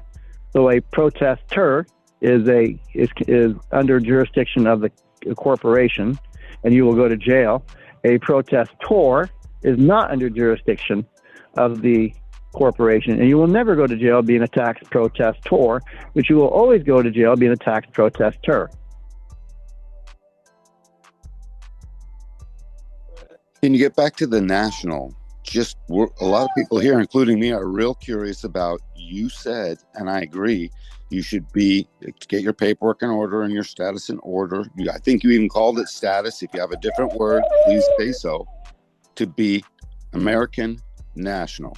These are two words. They're very specific. Can you address them up and down, yay or nay, and all of that? And right now, I don't mind what like Department of State, they call it U.S. national. When you're, you know, anybody and everybody doing a passport will be given a status of U.S. national. So there's a U.S. side, which is a corporation, and then there's the national side that you get, you know, that they recognize the right to migrate. And there's that's the big key right there: migration versus immigration. Immigration, you're looking for a job with a corporation, and migration, you're doing free trade. You know, and that's what they don't have jurisdiction over trade. That's, you know, one of the most powerful courts in the United States is the international courts in New York City of trade courts. So, because without that, we wouldn't have life. I mean, I like the system of banking and bills of exchange, because without it, we wouldn't have shit. So, but your status is, okay, because your parents, your grandparents, you know, they didn't have the knowledge, you know, so they followed everybody else. They went to the hospital, which is a military foundry. Churches are foundries, and fire stations are foundries, where they can accept abandoned babies. They had a baby. They didn't know that they had to give notice to the hospital that mom and dad were married. And in the church, they had a covenant contract with the church that mom gave a contract to the church that she would, you know, love and hold her husband, and father gave a contract, a covenant to the church that he was going to, you know, love and hold his wife and protect his wife. They didn't, you know, in a real marriage, you don't give a vow to each other. You give a vow to the church. The vow is decorum, and people don't know that. So without doing that correctly, then they're claiming that you don't have knowledge. And I hate to interrupt you. I'm not giving no vow to no church. I'll give it to God, but I'm not giving it to some man-made institution. I hope that was like a mistake, or like you were just speaking broadly. No, it's just, I mean, there's remedy in all this, okay? It doesn't matter how you do it as long as you know what you're doing. Okay, I mean, no, you don't have to go to church, but now you have to have your people. So you can, you know, and this is the original marriage all around the world, is you give notice to the tribe that, hey, I love this woman, and we're gonna increase the population of the tribe. So you men stay away from my wife, and you women stay away from my man. and we're going to produce children, and we want this tribe to be strong. We protect the tribe. We share with the tribe, and we make the tribe healthy and strong. You know, we don't have money in the tribe. We go out and we kill a buffalo, and we divide it up. We don't sell the meat to each other. We go out and harvest off the land, and we share it with everybody. We have extra robes and blankets to stay warm. If you're cold, here's one of my blankets. I got 3 too many. So that's part of knowing your people. So, and then your creator, every group of man, they have their own belief on what the creator is. As long as you know it's not the concrete firmament at the Capitol. So that's where they create the statutes for the artificial man. And that's, full. See what they're doing. They're using the mythology of Osiris, Isis, Horus, and Set. And if you don't know what those 3 gods are, you should study it. Many authors as you can. But basically, Osiris is a good god. His wife Isis is good, and Set is the brother of Orias, and he's very jealous of Orias because he has a beautiful wife. So Isis kills Osiris, puts him in a coffin, and nails it up shut, and sends it down the Nile, sends him out to sea, but it doesn't go out to sea. It gets hung up on the bank, and the tribe finds it. Well, Isis is devastated that her husband's missing, and word comes that this tribe found a coffin and has her husband in it. So Isis puts on a mask of a cow, goes to this tribe, and becomes a servant to the king and queen of this tribe to see if she can locate her husband. She does. And when she locates her husband, she identifies herself as the goddess Isis, and she wants her husband back. So they agree. Can we keep the beautiful coffin, and you can have your husband? She says, great, I'll take it. So she transports her husband across the desert, Osiris, to bring him back to life through ceremony. And the brother Set hears about this, so he attacks the group and takes Osiris once again, takes him to the river, and chops him up into 14 pieces. So 14 pieces of man is a whole man. He throws 14 pieces of Osiris into the river Nile. Isis and her sisters run to the Nile, and they start collecting all the pieces. Well, they couldn't find the penis, but they had 13 pieces of Osiris, so they put 13 pieces back together. And they bring back Osiris, not a whole man. He's missing his penis. So Isis wants to have a child. So she creates a stone penis to have a child. So what happens when a woman makes love with a stone penis? You have a statue of a man. So this is the obelisk. This is the Washington Monument sitting behind the White House on the green lawn, and the reflection pool is the River Nile. And then you got that sitting president, Abraham Lincoln, that's in contract with the enemies of American people.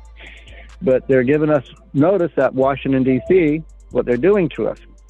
So when 2 societies come together, you get this oval. And oval where things are created. And this is where the Oval Office comes into play on creating the statutes that are causing you all your problems.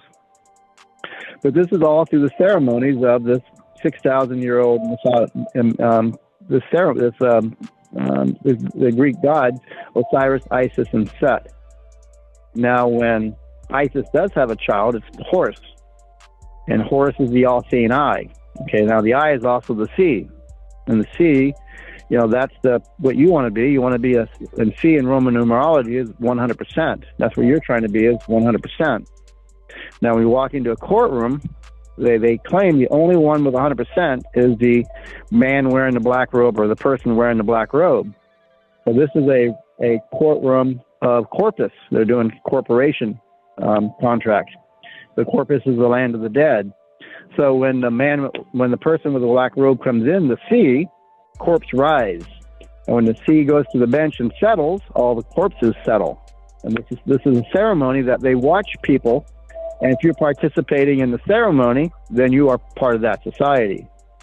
This is, and I said actions is 9/10 of the law, and your documents, your form is 10%, form and substance.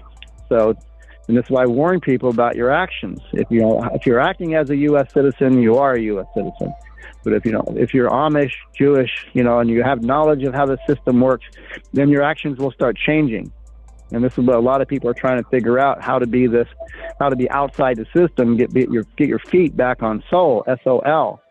And when you're in with the Vatican, then you have SOUL. The U is the spirit of man. You have soul. And when you're under the contract of the corporation, you have SOIL. That's the quorum of how the feet work. Wow.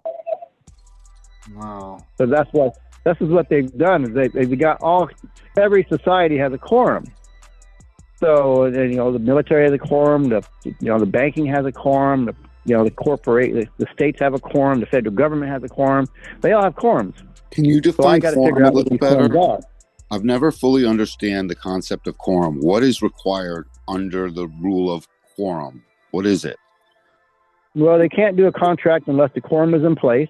If you agree to allow the court to do a bad contract, and this is actually contract law, then you can't hold them liable. Okay. What is the word quorum? What is quorum? Does quorum like 3 men? Is quorum 3 dead people? Quorum can be a lot of things. What are some of the things quorum could be? Give me some examples. In order for a state to have a quorum, you have to have the judicial, legislative, and the executive branch in place. Now you can have a quote a government. It sounds like we're looking for Trinity 3. Is that right? Ish. That's right. The Holy Trinity. Like with the Vatican, you have CD, Isis, and Diana. That's the quorum. That's the forbidden knowledge. CD, Isis, what? CD, Isis, and Diana.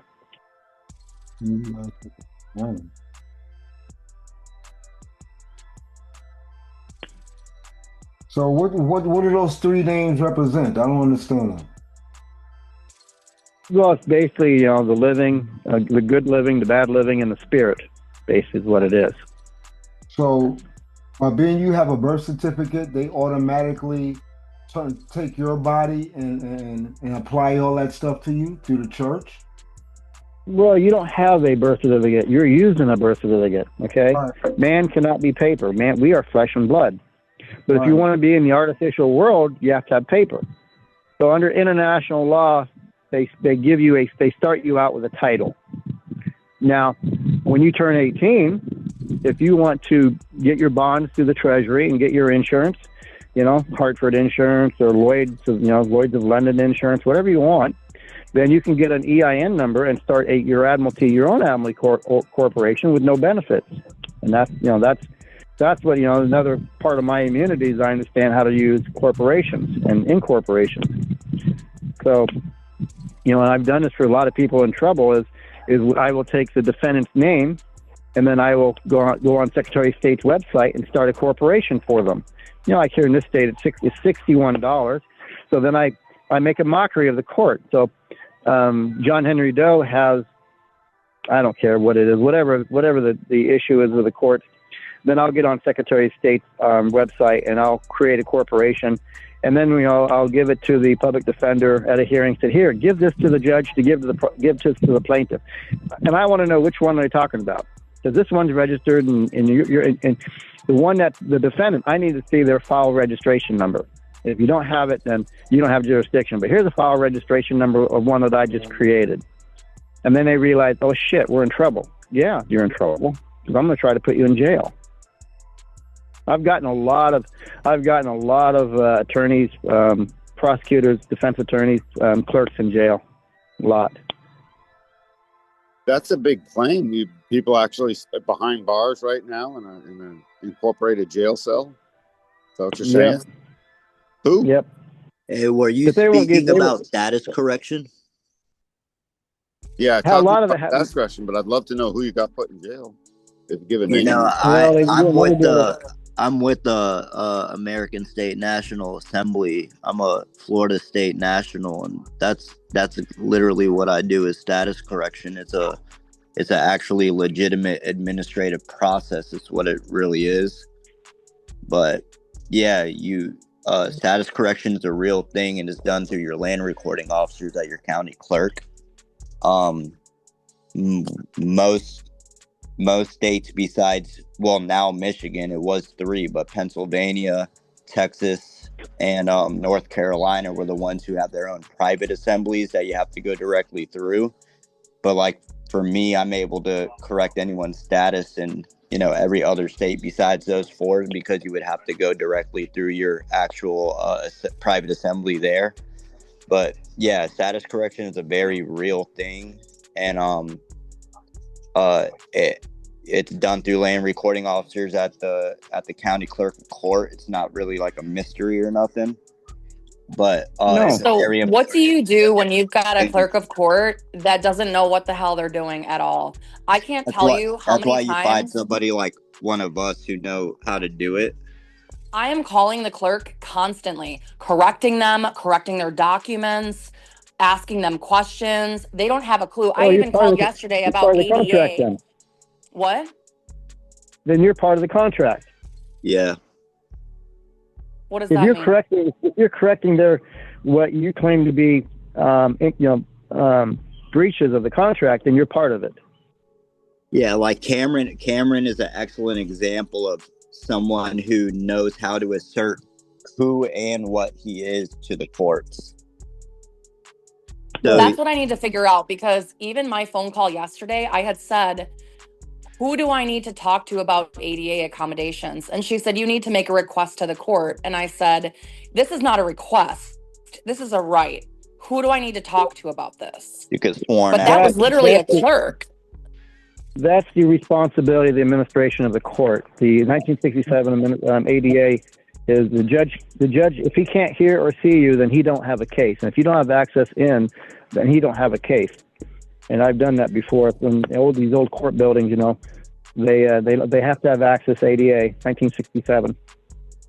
So then what do I do when that doesn't happen? Because this is every single section You of send my an case. email to the send an email to the administration of the court. If you have a photograph of what's wrong, why you can't get in, then they have to correct it. Emails are legal correspondence. Okay, got it. Because that's the administration of the court. That's their responsibility to make sure you can get in. Why are you still part of the Well, I contract? mean, but that's the situation that we're dealing with in my county, because they cannot keep clerks. There are clerks that go in there, they're there 2 months and then they get fired, and then there's somebody else and they get fired, and somebody else, and they're not keeping up. They're not sending the letters. They're not doing. It's all over the place. The clerk, I just literally had a hearing yesterday for a TRO, and I'm telling you, like, I can't wait to get the transcripts from it, because it was a huge joke. But I'm brand new to all this, right? So I know inherently that something is wrong, but I don't even know how to begin in all this. Truly. Well, you have to learn shipping. So I always tell people, the shipping clerk of the court. Okay, you're going in. Okay, the plaintiff is going in with a claim. So if the claim is invalid, it's a fraudulent contract. That's mail fraud. Okay, and the clerk can be liable. So if you have information, and this is part of what status is all about. If you're not using a birth certificate, then they can't do a criminal case against a man. If you are using a birth certificate, they can do a criminal case against a man. So let's look at the driver's license, Department of Transportation. You got a photograph on there. Is it copyrighted? No. If you haven't copyrighted your image, then they're using your image, a spirit of man. That's considered the spirit of man as that's jurisdiction. They claim the photograph, the image, because you haven't. Now the voice. If you haven't did a copyright on your voice, I would highly recommend it. I don't care about the defendant, but the man's not going to jail. I stopped a lot of people from going to jail just by doing copyrights on the image and the voice and the DNA. Are you talking about copyright of through the system where you ask the government for copyright, or something you state? It's I'm a music artist. You can copyright your voice. You can copyright your name. Like that's how a lot of music artists just by mess up saying when it, writing their contracts. Just well, by you record your voice. You record your voice, and then you copyright your voice, and by then it gets put into a blockchain, and then when it's put into the blockchain. How do you copyright? By saying it out loud, by putting it in writing. That's all you have to do. Yeah. So, Your Honor, Your Honor, and this is the thing about how do you know if a court is a court of record or not? Yeah. Okay, usually they will have a digital clock up on the clerk's counter because a court of record has to have a timestamp to it. So they will have a digital clock up there, and you'll say, Your Honor, I see your digital clock. It's in red, haha, threat of life. But right now, but since this is a court of record, if you're going to use my image, my voice, my DNA for profit, everything that I have is copyrighted. So if you want to use it for profit, we can do a contract on that. And my rates are very reasonable. And I always say, everything's a contract, everything. So if you want to use my image for profit, my voice for profit, haha. If you want to use my autograph for profit, then we can have a contract and you can use it. But this is what we don't do profit here. This is the law, he'll say, and try to. Canon law originally used to be called demonic prohibition, demonic encroachment prohibition. That's what canon law originally used to be called. Against the demons.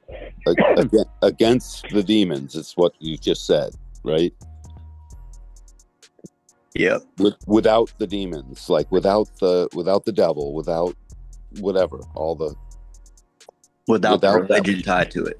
Yeah. So we just simply state it and put it in our document. This is hereby copyrighted. And this is where I go back to status correction. I don't see how that says we're in the contract if we're literally correcting them that we're without the contract and we're making it in statement form, not certificate form or anything else. And we're attesting to it ourselves under, we put ourselves under the penalty of perjury under the laws of the United States of America. I guess that does make us part of a contract of the United States of America if we use that jurat, doesn't it? Yeah, if I'm able to show on my screen, I can show all you guys the actual my actual paperwork of status correction, and you have a fee schedule and everything that comes with it. But if I'm able to, show it on here, I can show you guys, and you guys Matthew, can I'll be contacting you, bud. Okay. Yeah. All right. Okay, so we got a question from Thomas. Thomas is stating, as far as the international protected person is concerned, how does one become such? And how do you know if that's true? How do you know it? How do you demonstrate? For me, they threatened my life. So they killed my dogs and animals, and they were going to harm me. That's why they gave it to me, I believe. But how do you know you have it? They said some words, but how do you know? Because the police won't talk to me. They won't contact me. Like yesterday, I went to town. I parked my van at the Dollar General, and I went inside, and the local police drove up. They ran my tag. My registration's been expired for almost a decade now. But they ran it. They sat there for 2 minutes. They were trying to get a green light. They couldn't do it, so they drove off. But, I had the county planner show up out here, and they said, you got too many dogs. I said, really? I said, did you ask permission to talk to me? I said, what are you talking about? I said, well, call the FBI, tell them who you are and what you're trying to do, and tell them that you're here trying to talk to me. Here's my name and date of birth. Give this to them, and see what they say. If they give you permission to talk to me, then we'll talk. If they don't, then you better go away, or otherwise you're risking your career and your pension retirement, maybe some jail time. And they never came back. I contacted the Canadian Border Patrol. I told them I'm migrating to Canada, and I don't want any of your agents to be in harm's way. And they go, what are you talking about? Well, here's my name and date of birth. And they ran it and said, oh, we can't talk to you. I said, okay, can you do correspondence by email? I said, yes, we can do correspondence, but we can't talk to you. So I talked to them, and basically, so I don't need a passport, driver's license, nothing to go to Canada or come back to the United States because I'm migrating. I'm recognized. So even Canada has recognition. It's international. It's in the data bank. They can't talk to me. So it's like when they find out who I am, that's it. They say it has to stop. TSA at the airport.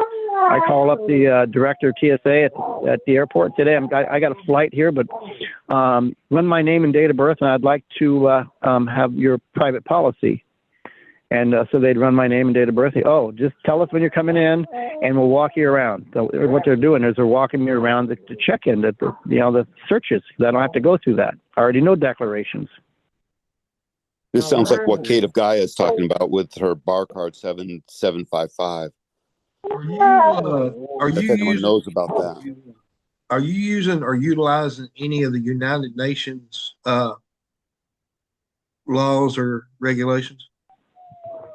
Yeah, the United Nations, they're the ones that do civil registration on the birth certificate.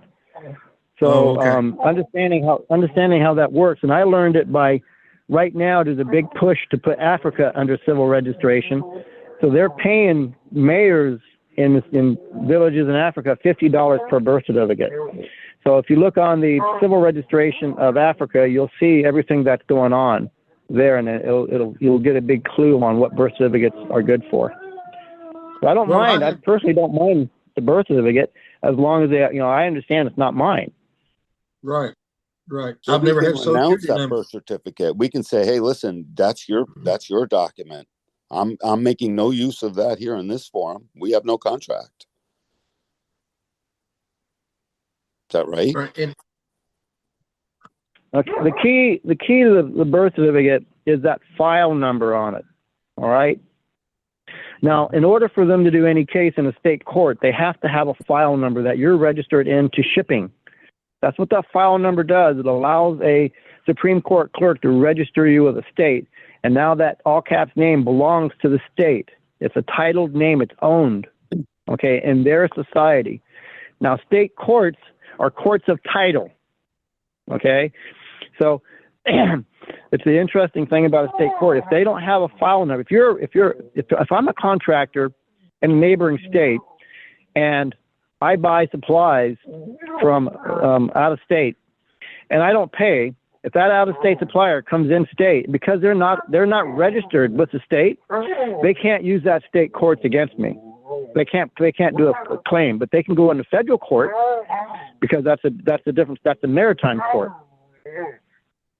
So these state courts are all courts of title, and in order to have title, you have to register something. The birth certificate was registered for you, or something like that.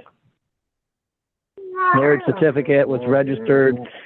There's all kinds of registrations that a voter's registration puts you in their system if you register to vote. These registrations are deadly if you understand what they do. So should we correct our status? But what you're not really correcting the status per se, because it's not wrong. You've been acting as a citizen until you find out what you've been doing, and now you don't want the liability of not being recognized. You're not having your rights recognized. What they're doing is they're joining you to a piece of paper, and you want to be on the land. So this is why I basically get people to show the separation that your feet are on the soil, that you're under your creator, and nothing gets in between it. You understand banking. You understand the corporation, the incorporation. So you know maritime law, you know admiralty law, and you know what administrative law is, and the statutory system, the codes of the transportation system, and in reading the Constitution, a lot of it comes to light that whoever creates these documents are liable for them. So if they're claiming you're an employee of Washington D.C., then the Treasury pays all debt. So hey, Your Honor, with proof of claim, I agree the defendant's guilty on all charges. The defendant is a citizen of the District of Columbia, and Treasury pays all debt of Congress. So I will sign off that they can go ahead and have the Treasury pay for it. Then they go, well, we don't want to do it that way. So Your Honor, if this ain't financial because there's no money, we must be working with a ledger. So if you want a signature, I don't have a signature. See, that's the thing. We don't have signatures unless you're an elected politician, a stockbroker. You don't have a signature. So if you're a notary public, then you have a signature. But those are the only ones that have signatures. The rest of us don't have signatures. Anytime you write your name on a line that says signature, you've committed perjury, and you have no rights. You're now somebody that doesn't understand what's going on. Signature? What if we strike a line through the word signature and just say autograph? I've done that before. You can do that. Yeah, you can correct it anything. You can correct it anytime you want to. They don't. There's nothing they can do about it. Yep. So sign I sure. Sign. Sign is like a petrograph, a holograph. We make a little doggy or whatever. That's a sign. I is for man, and TURE is Latin for a noun in motion. Okay, so that's what signature means. Now, an autograph, any graph you have is real. Okay, it's proof of it's proof. It is an exhibit of something that's real. So a hand graph, a foot graph, a voice graph, an autograph, a topograph, a photograph. All these graphs are real. Those are real. That's real. Those are real exhibits. Real important. That's pretty cool. I like that. That's why I always do graphs. I always explain this is a graph. David Lester Straight would Now, a always say handprint is signature was opposite of the real. David Straight would always say signature was against nature. And in a roundabout way, I guess that was sort of true. Too bad he was sort of real light on the rest of the info, but he did get some things started. I'll give him that. Well, he got a lot of people interested. Yep, that's my point. Yeah. So God bless him. I think his heart was mostly in the right place. I sure hope. God rest his soul. Oh, I think it was, but then he saw an opportunity to make money. I saw that. Too. He started up here in the state of Washington. They took his children. Then he went to Ephrata, and then he went to Tacoma, and he got into he didn't do banking very well, and he got a $107,000 tax debt. And then he went down to Bend, and he got with Ron Gibbons and got into his deal with land patents, and he started making money, being a land broker, blah, blah, blah. Then he went over to Salt Lake City and got into child custody cases, and he went down to Scottsdale, Arizona. He made it on an ABC documentary. He was a charlatan. Then he went over to Arkansas and started getting at everybody, people that were teaching law over there, started getting into their business. And then he made it over to Texas. And last year he wound up back in Arkansas, and reportedly he died. Yeah, no, but, yeah. He had warrants for he passed away. He passed away last year. And what was interesting was that he passed away I believe on the Friday or Saturday that we had the Sovereign Citizen event, right, down in Texas. And we had made an announcement at the event that he had passed away as well, or that he had his remembering and celebration on one of those days. I think it was like April 24th, 25th, 26th of last year. So, but it is interesting that so much of him. It just goes to show how much information and knowledge you actually retain all across the board. Just phenomenal. Well, there's a lot of people that he helped that got in big trouble that I helped get out of trouble. Right. So, and judges were begging these people, please stop what you're doing and go this direction. And I would help people out, That's interesting that you say that, because not to downcast anything that Brandon Joe Williams is doing, but it seems as though a lot of people are coming towards Operation Wisedome to figure out how they can get some kind of help to comprehend or understand how to get out of the charges that's been placed against them, as far as a forgery, a fraud, fictitious plates, anything like that in relation to the DOT diplomatic plates that they're utilizing. And it kind of relates back to something that Danny was stating, which is Operation Wisedome has been a strong proponent of bringing forth and invoking creator-endowed rights, thus eliminating somewhat of the need, or I would say necessity, to claim a status as a national in any pretextual wordage that's put before national in and of itself. How do you feel about one just coming in and bringing forth that standing as far as creator-endowed rights are concerned and natural law? Well, okay. Why don't you see Jewish people in a state court? Okay, they speak Hebrew. Okay, they got their own language. Okay, they have their own writings, the Hebraic writings. So they got their own alphabet. They have their calendar is 5,786 years old. They have their own time, and they believe in their own God. So they're not in the state system, and they don't birth their children in the state system. So, with the Abigail Jordan case last year, she sued the Department of State, and she won because she's Amish. She doesn't have a birth certificate, doesn't have a Social Security card, and she's been denied the right to go see her relatives in Canada. So she sued them, and very interesting about that case. That's a good case to read the whole case, not the, you got to find the real ones. It's Jordan versus Department of State, not Secretary of State. I've seen they've tainted it, but it's Department of State. But what happened was it was ruled that not only can the Department of State not take away a man's rights, no department can take away a man's rights. That means Department of Transportation, Department of Licensing, Department of Motor Vehicles. They can't take away your rights. Okay, that's a really, really important case last year. Really important. That was Supreme Court, Now, right? Abigail made it all the way up, and they is that right? That's right. Yeah. And they said, hey, no can do. And this is the case. Now, why are we, it's been, for the last 70 years, the driver's license right to travel for hire chauffeur licenses has been argued thousands of times. Why are these fucking administrative attorneys keep violating the Supreme Court? Because they're not oath to listen to the Supreme Court. They're oath to listen to the Constitution. But if you sign away your rights in contracts,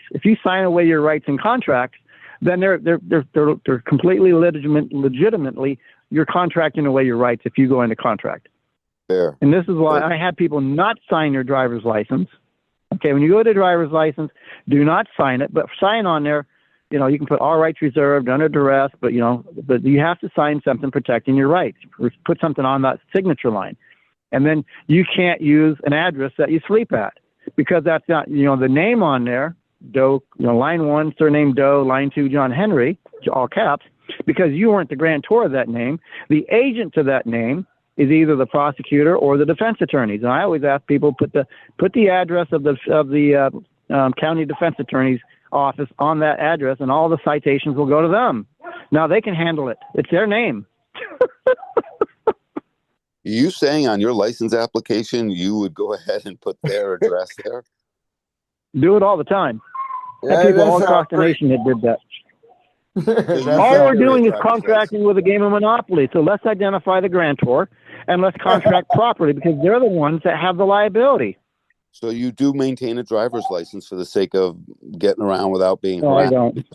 Is that right? I don't have any ID anymore. I'm just so mad at the goddamn system. But you did. All you have to do, in a lot of states, you have to identify yourself, but you don't have. All you have to do is state your name and date of birth verbally. That's all you have to do. Now, I had a problem with federal court in Tacoma. I walked in, and they would not let me into the courthouse. They said you have to have ID, and I said I'm not an employee of Washington D.C. I don't have ID, because that shows that I'm under your policy, but I'm an employee of yours, and I'm not.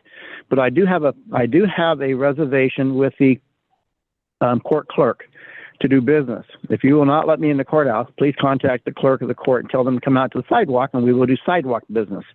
And they said, no, we won't do that. So the security called over Homeland Security. Homeland Security came over, and they said, you can't come in without ID. I said, do you have a director? And go, yes. Call your director and tell him Robert Louis Ritzman. Here's my date of birth. Tell him I'm here, and I have a appointment with the court clerk. And if you don't let me in, then I'm going to shut the United States of America down. All right, real simple. So they called up, right there in front of me, 2 feet away. They called him up. It said, told him what was going on, my name and date of birth, and he said, and he put his head down and he waved. He wouldn't look at me. He bowed. Go, go, go. The FBI and the U.S. Marshals were about 40, 50 feet away listening, and they were laughing their asses off. Robert, you got him again. Well, yeah, I got him again. I drove to drive in private, and I drove for years without a license. Is you create a trust, and you put the vehicle into the trust. You move the asset into the trust, and you register it to it. And then, and I've been in the back of the cop car to see when the plate is ran, what pops up, but no name, no driving record or anything pops up. All that pops up is the trust name, and it's then considered a private conveyance and like a government vehicle, and is basically set into automobile versus a motor vehicle. And to legitimately, drive in private, especially with no issues, and to have an internal jurisdiction because you have self-governance with a trust, is you create a trust and you move it into it and you drive under the trust. Matthew, does that mean you officially on your automobile place the state placard of their registration and inspection, and so the vehicle, I mean the automobile yourself, has all the state appropriations on it, inspection, insurance, and registration tags. Is that what you're saying? No, I mean, just like you said, you could have a valid driver's license and, necessarily not use it at all. So the same effect, you know what I mean? You I you don't know what you you mean. You you register it or you don't with the state. yeah, yes, you register the vehicle as a private conveyance under your trust to your local DMV. And what that does Private is, conveyance, DMVs don't offer a lot of options to say private conveyance, do they? no, you don't even have to ask. Like, for maybe I have a picture I could post it into it, but like when you get your paperwork, like for instance, even when I did this first, and I didn't even ask for it, they gave me an affidavit for a name, a change to my name, and I didn't even ask for it. But you know what I mean? It's a powerful move to make. To put it in a trust. Yeah, put your vehicle in a trust, because either way, if you have assets and, like, let's say you already have them and you already have a contract, like let's say with a car, because you could even do it with a car that's being financed. There's a specific way, but I've done it and I know how to do it too. But So you put it in a trust, and then you do or do not put state plates on it, like regular, like Oh, everyone I else. mean, no. I mean, you can if you want to, but you could make your own plates and put it on there, because either way, what's the cop going to do? It's like when you get pulled over, bro. What are they going to do? Either way, the car's good. And even if it's not, you know what I mean? I'm partnered with Brandon McIntyre. He's running for Florida governor. He actually has a case where he drove and didn't have his car registered at all, and he has that case dismissed. He has many of those, and that's what he's fighting for and running for right now, is the right to travel for Florida and the country, because he previously ran for president in 24 and he's going to do it again in 28. But him and another lawyer out in Fort Lauderdale, Daniel Garcia, are you know are really, really driven and big, and one of their main focuses right now is this subject right here.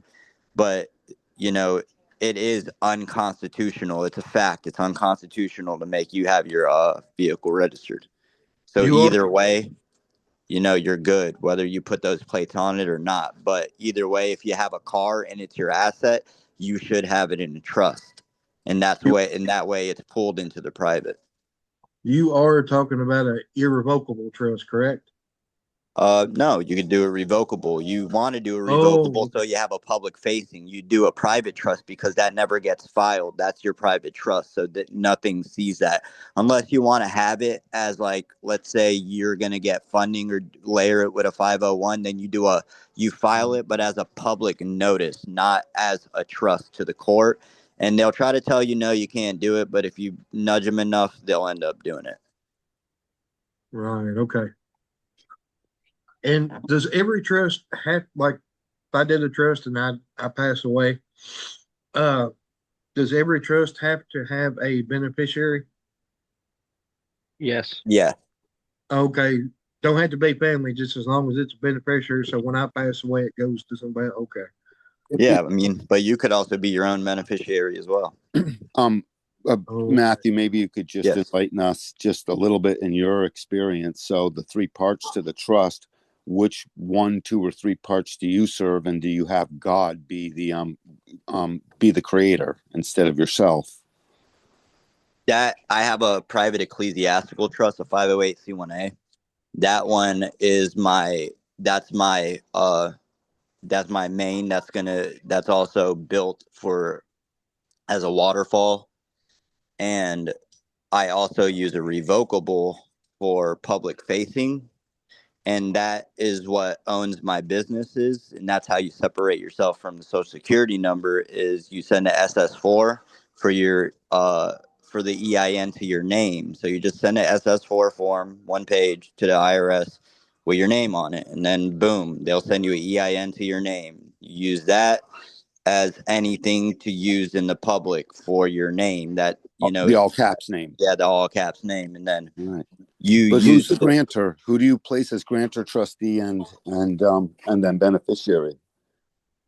You create a private trust, and that trust will be the grantor of the other one. Same way as like if you have a business, you can switch your business to be the owner of your business and your trust owns it. That's the whole entire method of like own nothing, control everything. And then I also have a private express trust that I use to like as the middleman of those two. And with my revocable, you use the revocable as public facing. You go to a bank, you get an EIN for your trust, and then you go to the bank, you open up an account through that, and then you use the business. You layer that revocable with the business as your public facing. You could use a 501, and you could have that 501 be owned by that too. That way, you can also get government granting, funding, investors, etc. And then your private trust is what all that is really protecting, but you don't want that to be known to the public. So that's what is going to create your generational wealth, what's going to have your living will, your testament, and all that stuff, because your revocable, that can still be filed to the court, even though that avoids you from a lot of probates. That private trust still is going to be what actually sits there and distributes everything, because it's none of the court's business. You get what I'm saying? Yeah, and you don't even like register that. Do you send any letter of notification, like you had said? I forgot the word you used. Yeah, you do it as a public notice. Public notice, yep. Yeah, which I did do one for my private express as a public notice. I have that stamped and sealed by the court and recorded. But that's just because I have my thing is like I do status correction because I am with the state national assembly. Me too. And yeah, and I also build these trust structures and help people move into the private and in this type of method. And cool. Yeah, and it's working for you. It's beautiful, honestly. Things got a lot easier. At first, it was rough, but things are a lot easier now. It was a lot of learning. I think we know most of the learning innately, inherently. It's sort of in there. And I think at this point in time, much of us have reached, we're all the 100th monkey in a way. And we're sort of, I think now it's just a little uncovering and sweeping away of the dust. Like if I get with you, Matthew, I'm pretty sure, if I'm on screen here, if I get with you, Matthew, I'm pretty sure, I'll understand what you're saying right quick. Yeah, absolutely. Yeah, right now I'm in a time crunch. Plus, I'm about to have to leave in a second. So I appreciate talking with all you guys, and I enjoy it. And Matthew, throw your contact. Thanks for having me too, and allowing me to talk and everything. Throw your contact info in the chat. Would you just phone number, and if you don't mind? Yeah. I already put it in there, but I'm gonna put it again. And any of you all, feel free to take my contact info. Send me a text with your name. That way, I can save you guys and conversate about anything that you guys want to talk about. Something that did come up from one of our Wisedome members, longstanding Wisedome members, is that they don't necessarily trust the American State National talk. They've heard it too many times. They think it's BS. Could anybody or Robert, would you care to elaborate on that? Well, I mean, these other societies are putting terms that, if you don't understand what they're trying, and there's many different definitions of state citizen, U.S. citizen. There's a very important court case, 1832, Georgia versus Worcestershire, and it went to the Supreme Court, and the Supreme Court ruled, because what was happening, Georgia was taking the Cherokees' land, and they were identifying the Cherokees as this and identifying them as that, and the Supreme Court ruled that you cannot make definitions for society outside of your own. So if the Cherokees wanted to say, this, they can say that. And one of the things the Cherokees believe that all men are brothers. Didn't matter if you were white, black, Portuguese, English, Cherokee, Iroquois. It doesn't matter. If you wanted to be part of the Cherokee tribe, you're part of the Cherokee tribe. We take you in. Well, Georgia didn't like that. And so the Supreme Court ruled that, if the Jewish want to have their definitions, if the Amish want to have their definitions, you see, and that's the military is a society. The Social Security Administration is a society. The IRS is a society, and they all have their book of definitions. So and that's what we beg of people. Please, if you're gonna be creating something, you must have definitions. It's basically a styles manual, and so that way we can comprehend what the author is writing, because these are real contracts. Heavy duty. So if you want to, the state wants everybody to be a citizen of the state for jurisdictional purposes, and mainly because what they're doing is slavery. And if you're a man and they're trying to put you into shipping, then that's slavery, and they can be killed for it. The punishment for slavery is death. That's why they got to get you to participate in their theater. Otherwise, when you start altering the verbiage of the courtroom and start, and you understand, have knowledge of what's going on, okay, you can put a lot of liability on these people. And this is one thing that the FBI wants to know. What do you know about this? So what do you know about enlightenment? That's the law on slavery. What do you know on, and this is the part of what the public corporation has done, is they got you to mispronounce words on purpose. And a real good demonstration of that is in 1926, donut was spelled D-O-U-G-H-N-U-T, donut. But now, if you have people spell donut, they spell it D-O-N-U-T, do not. So I always ask people, state of Georgia, okay, that O-F. Where did you ever think that it's the pronunciation of O-F is of? O-V is of. O-F is off. So pronounce O-F-T-E-N, often. So, pronounce O-V-E-N, oven. So O-F is off. Okay, state off Georgia. State's an artificial, and it's off the land. It's a corporation. It's not real. United States off America, because United States is an incorporation. Okay, United States is the corporation. That's the duality of the United States of America is an incorporation of shipping, and then United States, all caps, is the usually what they're doing. Not United States proper English is what they're doing, the maritime law. And this is why people are having a hard time succeeding, is because they don't understand the contract. So I always look at people and say belief. Okay, in 1871, the remedy for slavery, Congress came out and said was belief, but nobody understands what belief is. It's be-life is what it is. L-I-E is lie and F is life. You don't spell life L-I-F-E, you spell it I-E-F. That's life. Now B-E, okay, what does that mean? To be or not to be? Let it be. Well, the defined be is to hear life. That's your remedy to the corporation, is hearing life. They gave that to everybody. The Vatican gave remedy back in the 11th century with the order of conscience. If you understand conscience, then you have remedy in the spirit world. And if you're in England and in corporation, you have remedy for slavery with enlightenment. They're going to give you enlightenment. And then if you're in the corporation of 1871, not the incorporation, the corporation of 1871, then to hear life gives you remedy there. That's the quorum. Y'all are getting so many jewels today, it's unreal. Yes, sir. We appreciate it, man. You've been a blessing to us. They've given the remedy to people, but they don't understand they don't see it. When remedy cost comes across your plate, they don't see it. So, and there are a lot of things that have confused me. Why, like Billy the Kid, the Lincoln County War has always confused me. How did that happen? I finally broke the code on what actually went on. It's unbelievable. But see, Americans don't understand it. They have no knowledge of it. The Boer War in South Africa was a incorporated apartheid.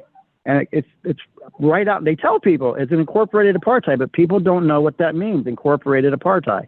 So they have a admiralty law of performance, and they're going to use a artificial corporation to take away the land and the rights of the people that own South Africa, all to steal their gold. It's spelled. That was 120 years ago, but they spelled it out. They told people, and it took a long time for people to understand, to go back and search, how do we unravel this knot and get our children back, get our land back, get our farms back? How do we do this? And this is why you have to slow down and go back to the contract and learn how to read. Am I right to say that the only land that government, the corporation, can own is in, was it the Virgin Islands, Guam, Puerto Rico? I remember looking up an act in 1700 something where I think George Washington said that the only land that the U.S. government can own, the corporation, is a 10 by 10 square mile of Washington, D.C. Am I pretty? Yeah, that's called the Washington, D.C. is an enclave, and what that is a foreign jurisdiction. So they're telling people Washington, D.C. is a foreign jurisdiction, and because it's called Washington District of Columbia, that's where they put the orphans. So that's foreign to America. Now, it's no different than having. It's no different than having District of Mexico, correct? If you know the district, the district is a society. So like the federal district courts.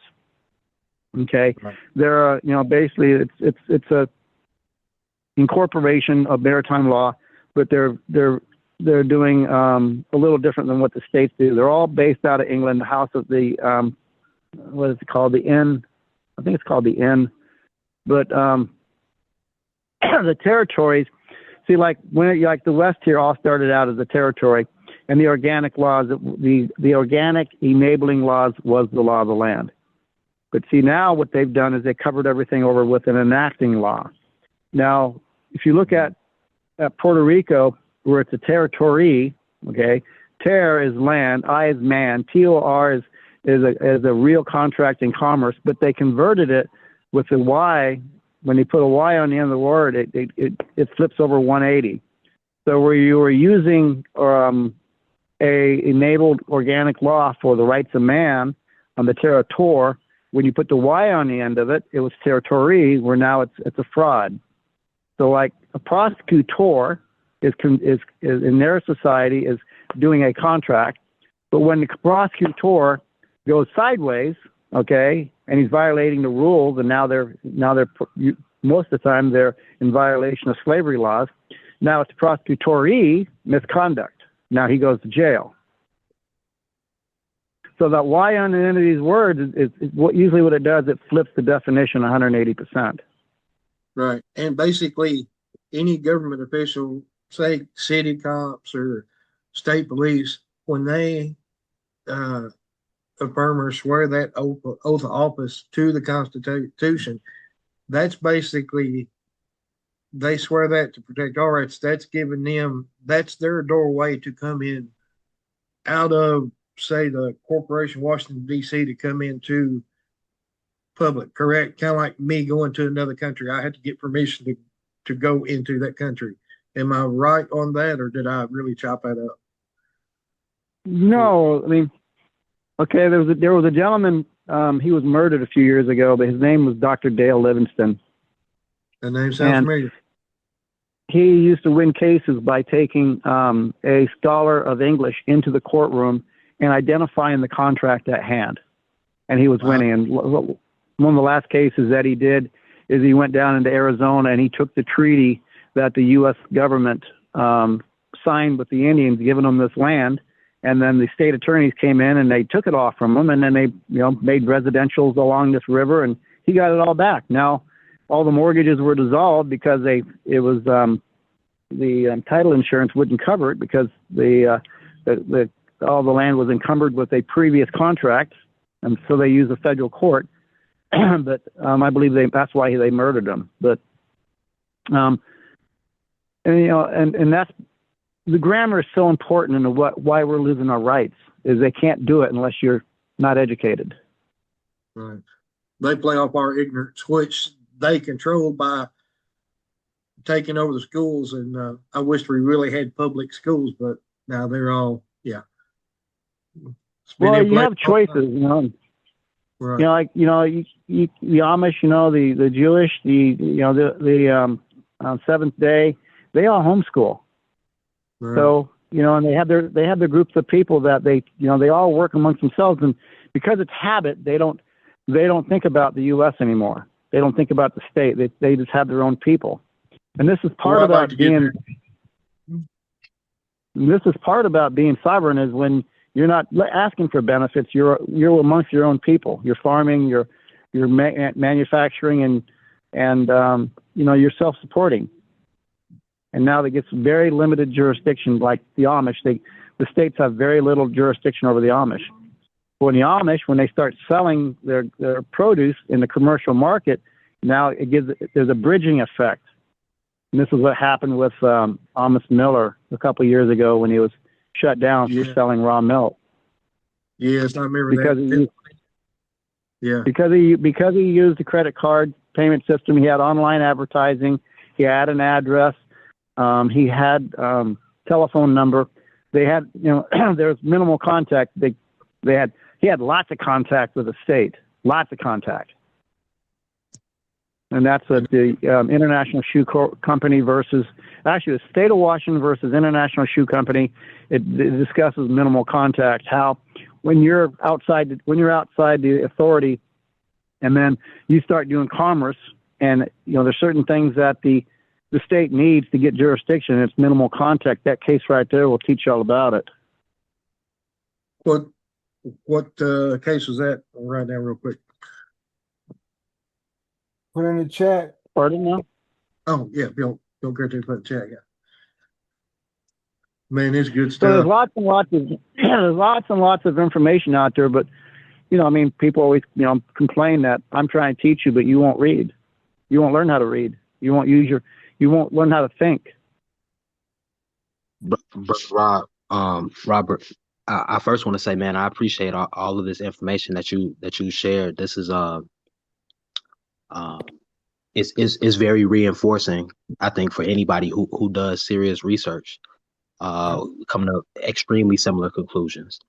I just wanted to ask quickly, what's your thoughts on equity? In the terms of everything we've been talking about and invoking that, is that something that you feel that is okay? In 1938, Thompson versus Erie Railroad, very, very important case. The judge says all courts in America are courts of equity. Mm-hmm. What does that mean? What does equity define out of? Tell me what you think equity is.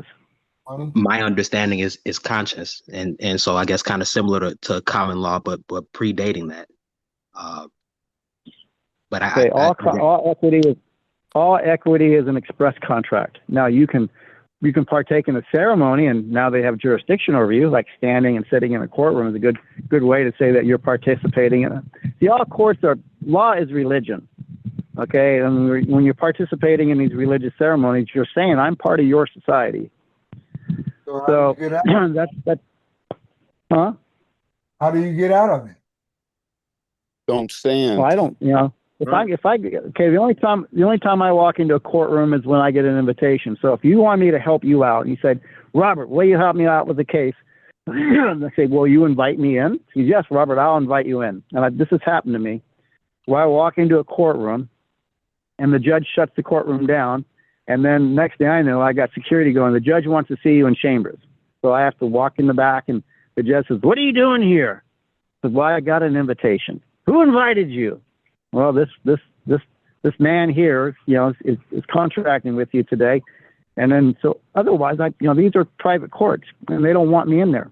So unless I got an invitation from somebody, I can't walk into a courtroom.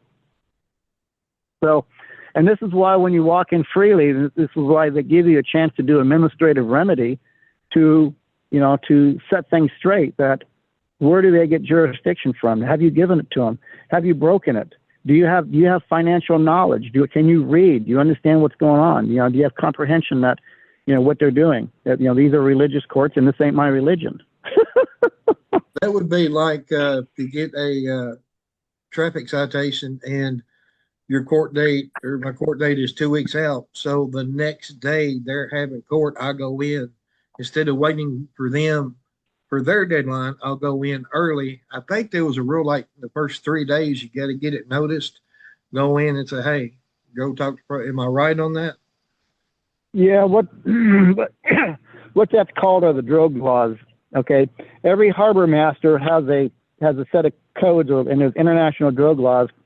So you can't anchor in that harbor without a contract for longer than 3 days. If you're there more than 3 days, the harbor master has contract with you. Then he comes out and goes, "Hey, you've been here." Yep. Okay. So this is why I have a boat that I go over to Canada with all the time, and whenever I pull into a port, I tie up and I to the dock, and I run over to the port master and go, "Hey, I'm tied over here on this slip, and I want to make a contract. I want to be here for 3 or 4 days and enjoy the benefits of the harbor."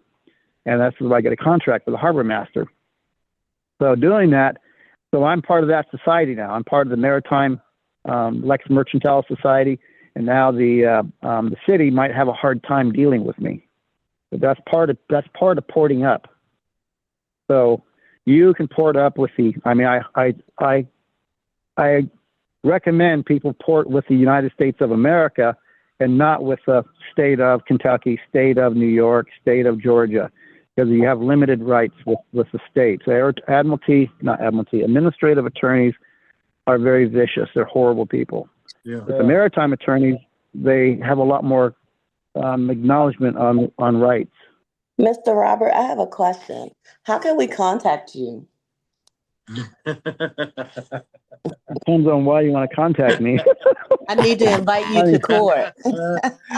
Yes, an invite. I mean, I've had people wanting to come here and camp out on my property because they're writing a book, and I said, "Then why don't you do some studying? You need me to write a book." No. I've had that happen a lot.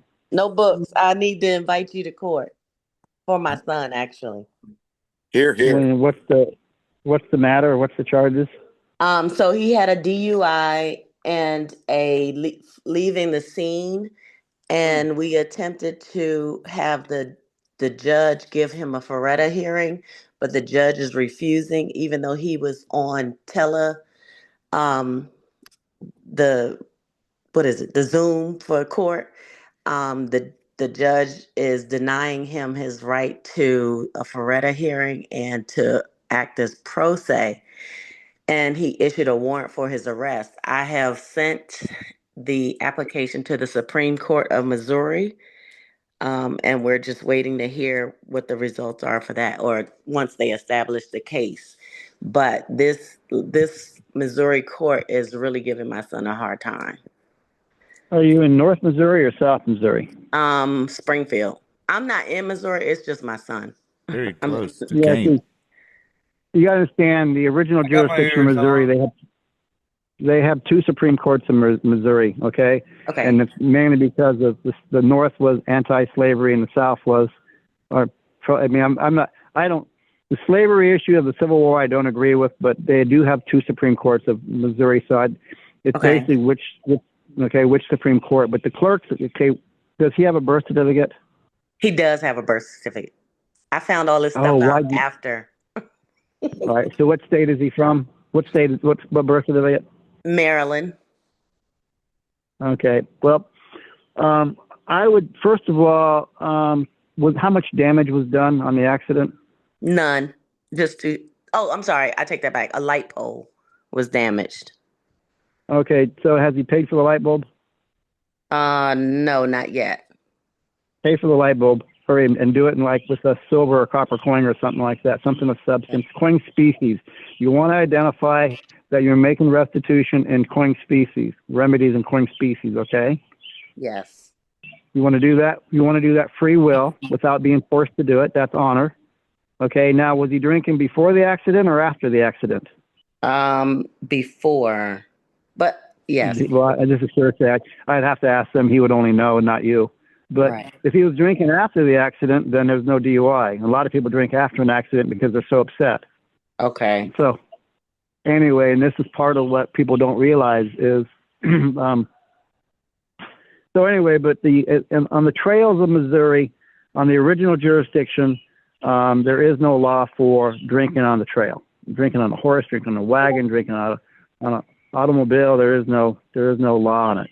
The only law is to stay right on when there's any horse or wagon coming forward, you stay right. That's the only law. That's the original jurisdiction. Okay. So if you can get the original territorial laws of Missouri and go back to original jurisdiction, put his feet on the trail, pay restitution, pay remedy, whatever the damage is, then the states have no case. Okay. That sounds good. Okay. And you don't have like email or I'm assuming you're not on social media at all. Don't, Robert, due to the fact that this is recorded. Oh, okay. No, Okay. no, you're good. You're good. Just Robert, just the fact that hold on, Rob. Just because just because this is being recorded and will go on YouTube, don't throw out your number like that. If you want me to throw it in the chat or something, I can throw it in the chat. But yeah. No, I understand. I do lots. There's an interview I just did a couple of weeks ago on YouTube right now.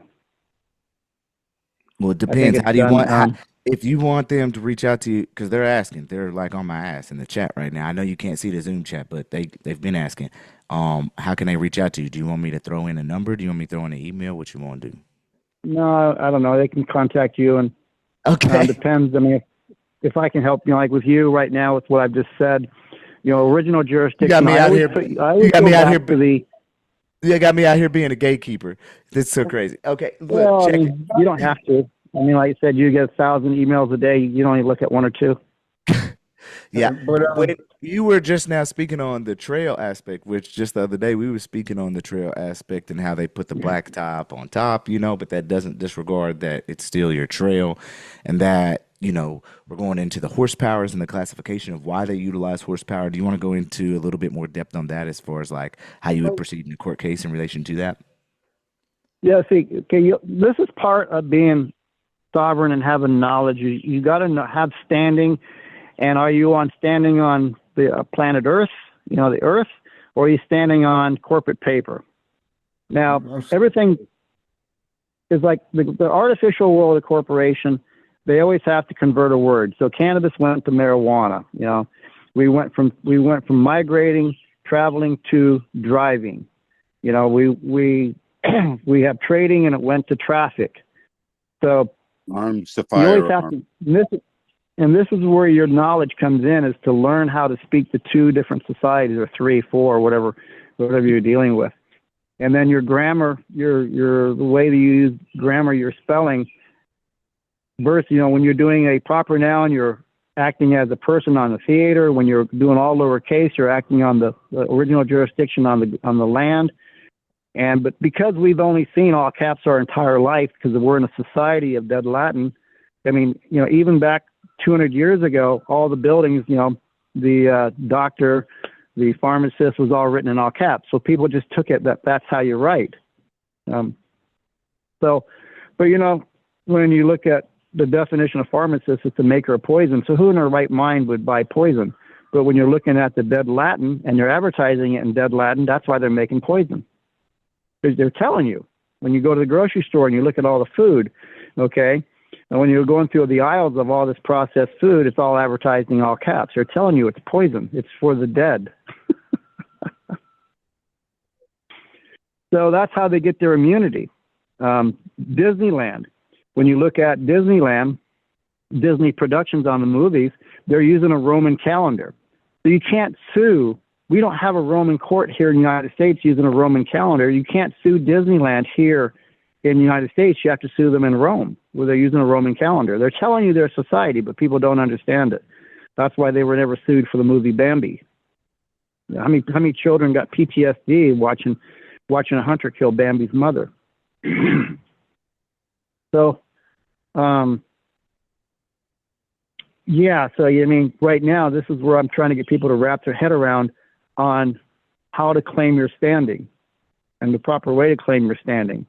And most of the time, the land claim, when you walk into a county auditor, county recorder, but you're doing a proper recording, that's where you claim mineral and water rights.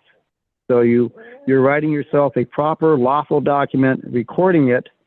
Now you got that that recording, you're first in line in time on your minerals and waters. You can reclaim back your minerals and water, that the state corporation can't claim they have a right to put you in jail, your minerals and water, because you have a lien on it. You're first in line.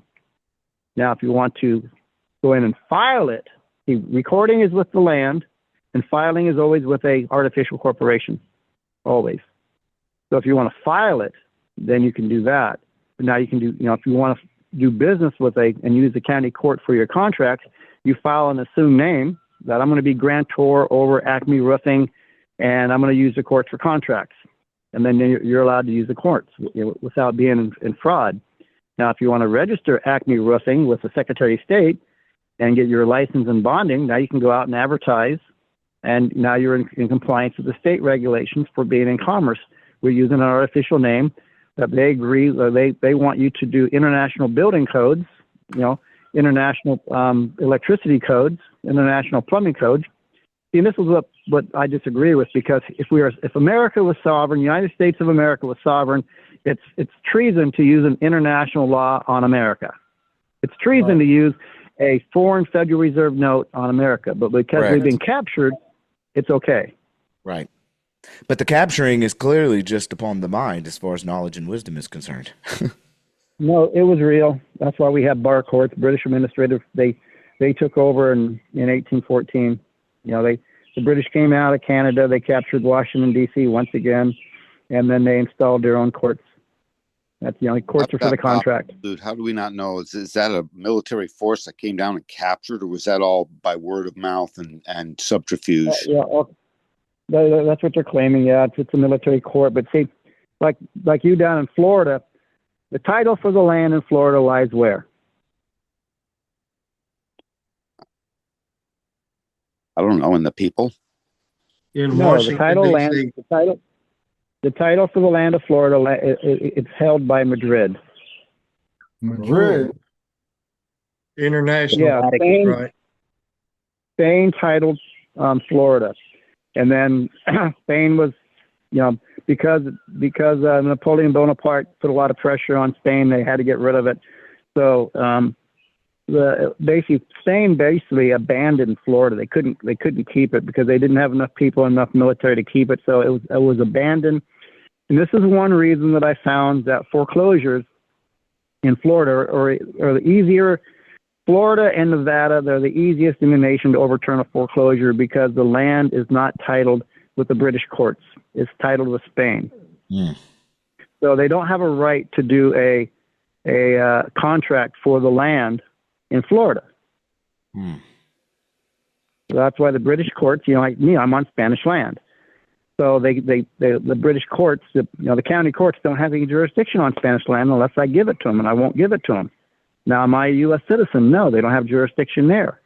Can the state claim harm that I was doing commerce with cannabis? No, they can't, because I wasn't. I had it for medical purposes, for myself. So, and this is what part of you learning what jurisdiction is and figuring out, did I step over the line and give the corporation jurisdiction? Was I using a telephone number? Was I using a commercial address? Was I using and that's part of the international admiralty law. Did I sign contracts, the maritime contracts? Did I give them, authority over was I a licensee? And this is what I have to get in when I'm helping people out. I have to get into all this stuff and start breaking these contracts if I'm going to help them stay out of jail.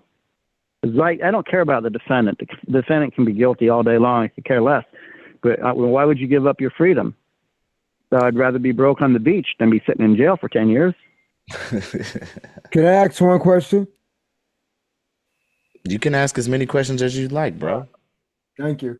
I live down here in Florida. I've never signed a contract with Florida. I'm constantly being harassed by these sheriffs down here.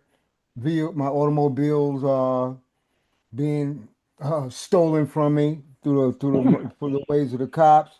Now, by being I'm from New York, but I've had a driver's license in New York, but they're trying to prosecute me for a license in another state that they don't really maintain the records because they are in that pack. So in my situation, as I'm trying to explain more clearly, is that I've been going through this for several years. Okay, now they classify me as a HTO under under statutes of Florida, as if I had obtained a Florida's license before. Um, what sort of remedy, or because I mean, so I can get a better Can I understanding. ask what license plate was on the car? What state? Yeah, there was a license plate on the car. Yes. What state was it? It was in the state of Florida. I know, but what state license plate was on the car? It was a Florida's license plate. Okay, so that's one point of jurisdiction they have. So the car was Right. registered with the Department of Licensing. No, it was never registered or anything like that. It was never registered. How did they get it? I mean, what license plate was on the car? What the registration that produced the license plate? What car was that license? Was it registered?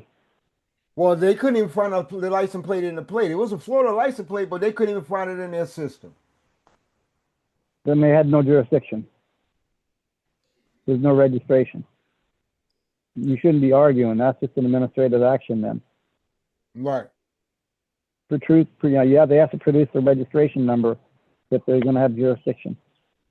I know in Kentucky, I found where you can unregister your automobile. So that's my next step.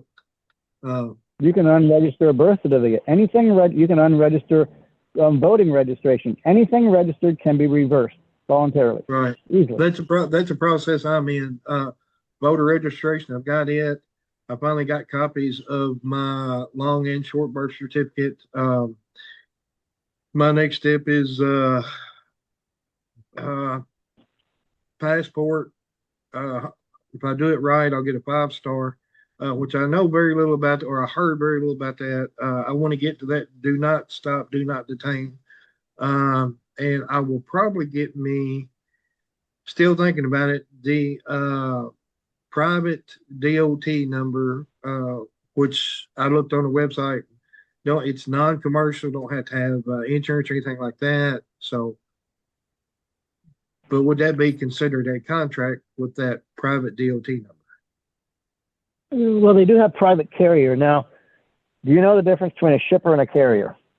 No, Yeah, actually, I have CDLs that I want to get rid of at the end I of this don't. year. The shipper is a place that I would go pick up. They produce a bill of lading with the destination, everything. And the shipper, that's them, and me would be the carrier, like when I drove, or the company I work for. Okay, I want you to think about it like this. Okay, when you're a postal carrier, are you exempt from levy on the road? I would say no, because that's a government agency. Yes, they are. They're exempt. No plates, no nothing. Really? Oh, I That's didn't know right. that. I got Okay, now when you're an aircraft carrier, what are you carrying? Your own aircraft, right? You're not carrying somebody else's aircraft. You're carrying your own aircraft. When you're a postal carrier, because the postmaster, whenever you put a stamp on that envelope and the post office, they cancel the stamp. They own the envelope, but they don't own the contents inside the envelope. So they own the envelope. They are the carrier of that envelope, but not the contents. Right. So what's happening is when you're registering with the Department of Transportation, you got to register as a private carrier. Otherwise, they're going to put you as a shipper. So when you're a shipper, you're carrying somebody else's property. This is where the bill of lading and this is why, if you ever walk in the Department of Licensing and you want a driver's license and you say, Director, I need a contract for the license because I need to see if I'm going to be the shipper or carrier. They won't give you a contract. They don't want you to know. If you walk into the clerk's office, you got DUI. Well, was I the shipper or was I the carrier? Well, you're the defendant. Well, right now, but you got me in a mode of transportation here. So are you showing me as a shipper or a carrier? Because as carrier, I'm exempt. Look at the case of Exxon Valdez.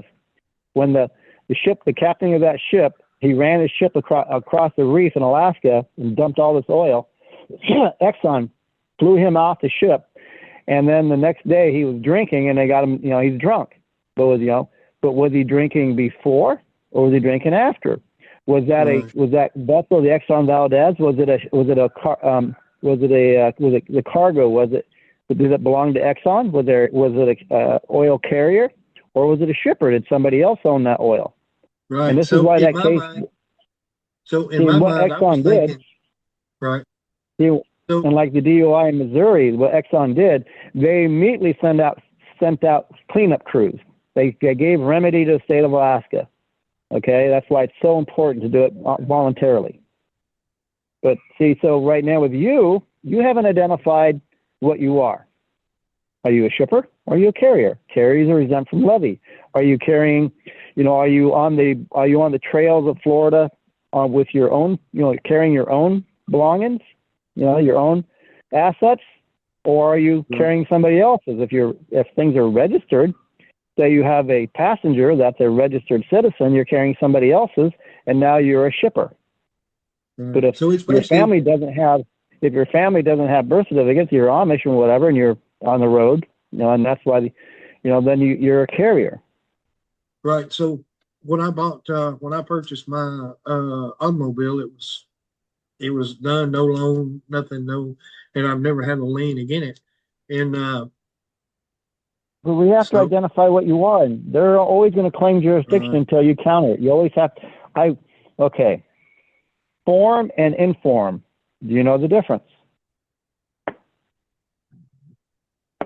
no, I was trying to Okay. think. So when you go to court, you can't argue the contract when it's a formal hearing. All you're going to do is argue. You're just going to basically set the parameters for the contract. Because all they're doing in a courtroom before a trial, the trial is called an informal hearing. Right. Everything before a trial is called a formal hearing. So you're setting the rules up for the informal hearing before the trial. Right. So, so here we go with that word "in" again. Okay, so it's admiralty laws, what they're telling you. So you have to set everything up. They give you the chance to go in and start setting your standing. And I'm sovereign. I get to make the rules. I'm not in your society. I'm here to make sure that your agents don't get in trouble. But if you think that you can warranty means that they own you. That's slavery. If they can put out a failure to appear warrant, that means the judge says that you're his property, and that he can have his deputies drag you in as property. It's a drag order, is what it's called. They're telling you everything they're doing. You just need to slow down and start identifying every word and everything that in the history of shipping and banking, what they're doing. All right. So I need to become a private carrier and rebut as many presumptions and contracts as I can. And I think it'll be a big load getting that Class A CDL off my chest. A lot of people that have CDLs on one hand and have a protection order on the other hand. But that we got them. We got them. So you can do both. Right. Well, and what's happened is, in my because case, they have a CDL and they get pulled over, usually the state troopers come over and apologize for pulling them over once they run the name. They get they get a driver's license, CDL driver's license. They go back and they run the name. They come back and apologize for the stop and have a nice day, and they leave. It's really quick. Right. In my case, yeah, that goes back to Chicago Motor Coach versus Chicago, where the taxi driver wasn't doing business, but he had a license. That's the flag law. Yeah, flag up, no commerce. Flag down, you're in commerce. Right. And without insurance from an employer, right now, keeping my CDL, I had a heart attack back in 22 or 23. So from the stress test and all that per year, it cost me about $5,000 to keep my CDL. So it's not worth it. And there's so much liability. And at the beginning of this, I was talking about it. The company I just worked for, they fired. There was so much neglect. The boss wouldn't get brakes adjusted, all that. He let it become a hostile work environment where, one employee pissed in another co-worker's work gloves, and I got fired, and they kept that dude, and the boss basically protected him. So now they're trying to get a charge on me of eavesdropping, which, Kentucky's a one-party state, and I got to get together with Cam on that. I will talk to the officer Monday and see if I can get a case number or everything, or sometime next week, and then me and Cam get things rolling, because they've really pissed me off now. I just wanted to be left alone, but they're going to see. I want to show them what they don't know. So, okay. So do you suggest getting that DOT number if we want that protection? Do you see, or is there a problem with it in your opinion? Because Cam, we went over this and we're sort of split. Yeah, we have. I mean, when it comes to me, the thing is that like I don't know if Sai's still in this bad boy. Let me check and see if he is or is not. He is still in here. Yeah, I'm here. Sai, give your personal experience about the DOT. Well, every time that I have been moving in my vehicle, I'm always getting pulled over. The last time I got pulled over, it was due to the flock camera or the flock system that they were using in order to pull me. You must be in Florida. No, I'm in Georgia, and I have they have it too. Yeah, I've been moving around for a good 2 years with no issues, and it seemingly started with that first arrest in 2024, where I got pulled over a block away from my house, going to go get chicken salad and just enjoy my day. Um,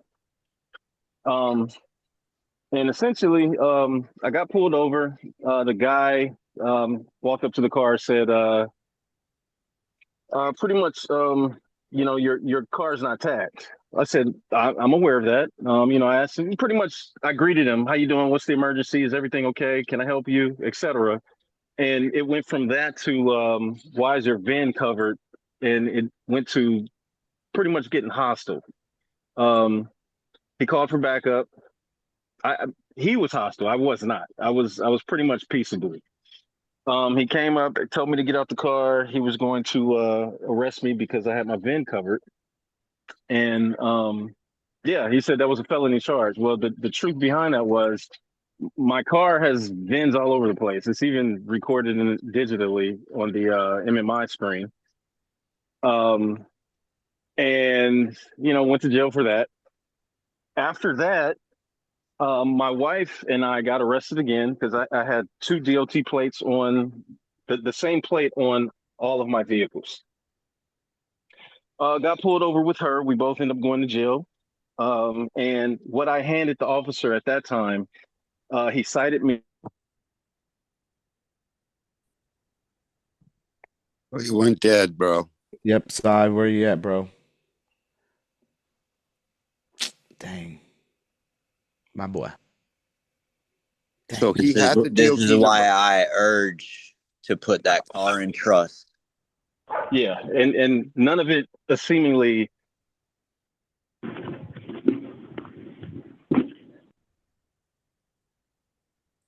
Have you all heard of a gentleman named William Faust out in Arizona, Page, Arizona?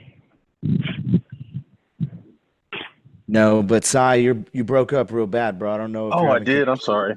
Yeah, we missed the last whole minute or whatever. Wait, where did he stop off at? Where did he stop off at? The DOT number, and he was now getting in jail. We stopped off where he got put in jail. Yeah. Okay, so my second stop, my wife and I was pulled over for her citations. There was a warrant for her arrest, so they took her in. We even went in on her citations, trying to take care of the so-called warrant and did emergency motions to get those reversed. They just ignore everything, deny everything, dismiss nothing is essentially what they do. But so we end up getting arrested for that. And I don't know if you heard me say that I got arrested twice on pretty much the same situation. So one of them was for covering my VIN. The second time, when I was with my wife, they gave me a forgery charge for the printout of the DOT information. So I was saying, I don't know if you heard me, but I was saying that the DOT information pretty much just said all of the caveats of what it is to be in the private, like as far as the DOT information says. All I did was just gave him a printout. So he wrote up forgery. So how they call that forgery? You dealt with that then, right? That's not forgery. That's a piece of paper. They have no proof. It's just a piece of paper, but that's currently going on right now. So my first arrest was 2 years ago, and they literally, after the arraignment, have not moved and put any motions in whatsoever. And I pretty much met with Cam last night to get all the motions together and things that need to go in the court and be filed. So they haven't done anything. And Yeah. granted, I filed in the same county. Um, my pretty much my status. I've annulled my marriage. I've done everything in this one county, but it seems like they're not moving at all. Can I touch on this for a second? Please, please. So I also have been using the DOT plates. I had a friend of mine had taken my automobile to go to the store, and she was pulled over, and the cops were saying that it was a stolen automobile. So she called me. I walked down there, and I brought all my paperwork with me. Everything that I had from setting up the DOT plates as trust property, as the trust setting it up. I brought all of that information. I also brought the little green placard that they make that has the definition, the visual definition of vehicles, what vehicles are under the DOT and under U.S. code, right? Okay. In that placard, you will see you don't have a passenger car, you don't have a SUV, you don't have a truck unless it has a trailer attached with 2 axles. Yep. Right? They charged me with interference with public duty and unlawful carry of a firearm and fictitious license plate. Sounds like a lawsuit. Even though you Oh, have yeah. that DOT number on there? Yeah, now here's the thing. The judge immediately dropped the fictitious license plate and immediately dropped the unlawful carry of a firearm at the first hearing. And I had placed all of my documentation that I create, copies of all of my documentation that I created with the DOT on the record as evidence and judicial notice under Rule 201. Checkmate. Right. So that's what I'm saying for me to chime in on this is make sure that you do that, because with them trying to hit you with forgery, they're trying to say that you're making something up. But if you have your documentation from when you set up that number under your trust, I'm assuming you did it under a trust name as a private carrier, then they have nothing to come back at you with. And then on top of that, because you're showing them the placard of what the definition of vehicle is under the United States Code and under the U.S. DOT, they can't say that you were in a vehicle because you're in a private motor carriage or private conveyance, utilizing it as a private carrier for your own property. So bottom line, is this a Exactly, the benefit? private conveyance. Guys, bottom line, this benefit, is that a natural rights type remedy from the government to give us? That applies to right to travel. So it's not a contract with the government per se, it's our recognition of our original organic contract under the Constitution. Well, no, it is still technically a contract, but here's the thing. It requires you to have another party to be contracted with, right? Because if you're doing it as a private carrier and your trust is the one that owns the property, right? There's no third party that you're contracting with. So that whole idea of contract is eliminated. However, because you have the number, you're still creating a contractual nexus with the U.S. government. But, and this was important, when I originally got the number, the operator on the other end, when I was calling about some notices that I had received from third-party corporations trying to say that I needed to pay this fee or my DOT number was going to get removed, right? So I was calling them to report that, and they said, you don't need this number, right? And I said, yeah, I'm fully aware, but it helps to insulate me when I'm dealing with these bad actors on the roadway. And he's like, yeah, I get that. So what it boils down to is just they give you all the information that you need when you set up that account, right? Including the fact that if I remember Oh, you went correctly, out again. I have a feeling you're touching your mute button. can you hear me now? Now, yep. Yes. Okay. So you can correct me if I'm wrong, but at the time that I signed up for it, I remember reading somewhere within the documentation that the DOT number comes with $7,500 of insurance automatically. And so that even covers your ability to be insured. If you haven't already taken care of that through the fact that your purchase agreement states that insurance comes with the automobile at the time of purchase, but that's separate. So yeah, what I'm saying is all of your source documentation from when you got that DOT number is your remedy to get that thrown out. At least as far as the forgery goes, because how are you going to forge something when you signed up for it? Yeah, under the What code, it's not even close to what right? What actually transpired. So yeah? What they're trying to do is basically because you just gave them basic information that doesn't cite where your standing is coming from. They're just mad that you're utilizing the information and trying to, because they did the same thing with me with a check that I wrote off of a closed account. The feds tried to charge me with forgery, and I created the check from one trust account to another trust account in order to create credits of account from my closed bank account coming into a federal EPS postal account. And they tried to charge me with forgery, and that got dropped after 3 days. nice. Right, I have a because question about the trust slash registration slash having your vehicle identified with the DOT and the trust. So I did set that up. However, one of the arguments that one of the officers made is that your vehicle is not coming back registered to anything, right, which and it doesn't which have to. it's showing It's not suspended supposed to to. true.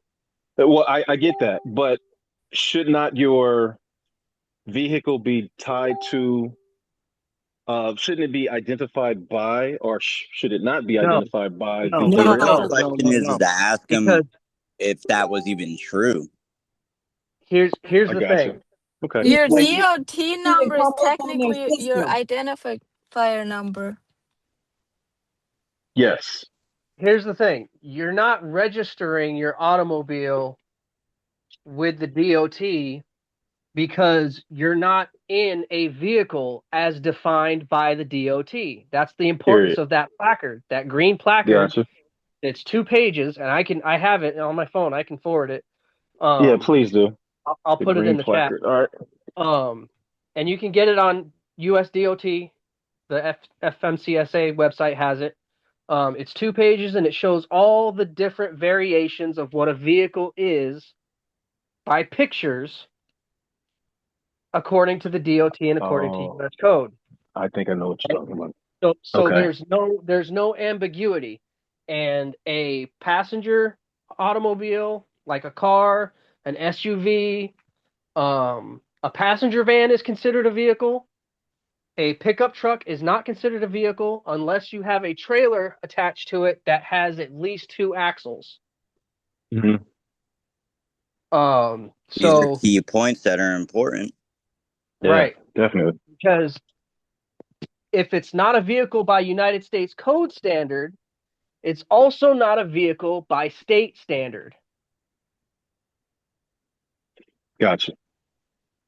right? So again, back to the contractual nexus, you're not registering your automobile with them. And when you look at the application process, it asks you, how many vehicles do you have that you're using for intrastate or interstate commerce? Well, you have 0. Hmm. Now, you're still allowed to use the number on any automobile that you're operating in under that trust, because that trust needs to be able to transport its property. And if your trust is done properly, you're part of that property. Another important thing too is like when it comes to the jurisdiction of it, it's in there pulling over this private conveyance that's a trust. And when they say it's not registered to you, it's because it's kind of true. It's registered to the trust and you're Correct. not the entity.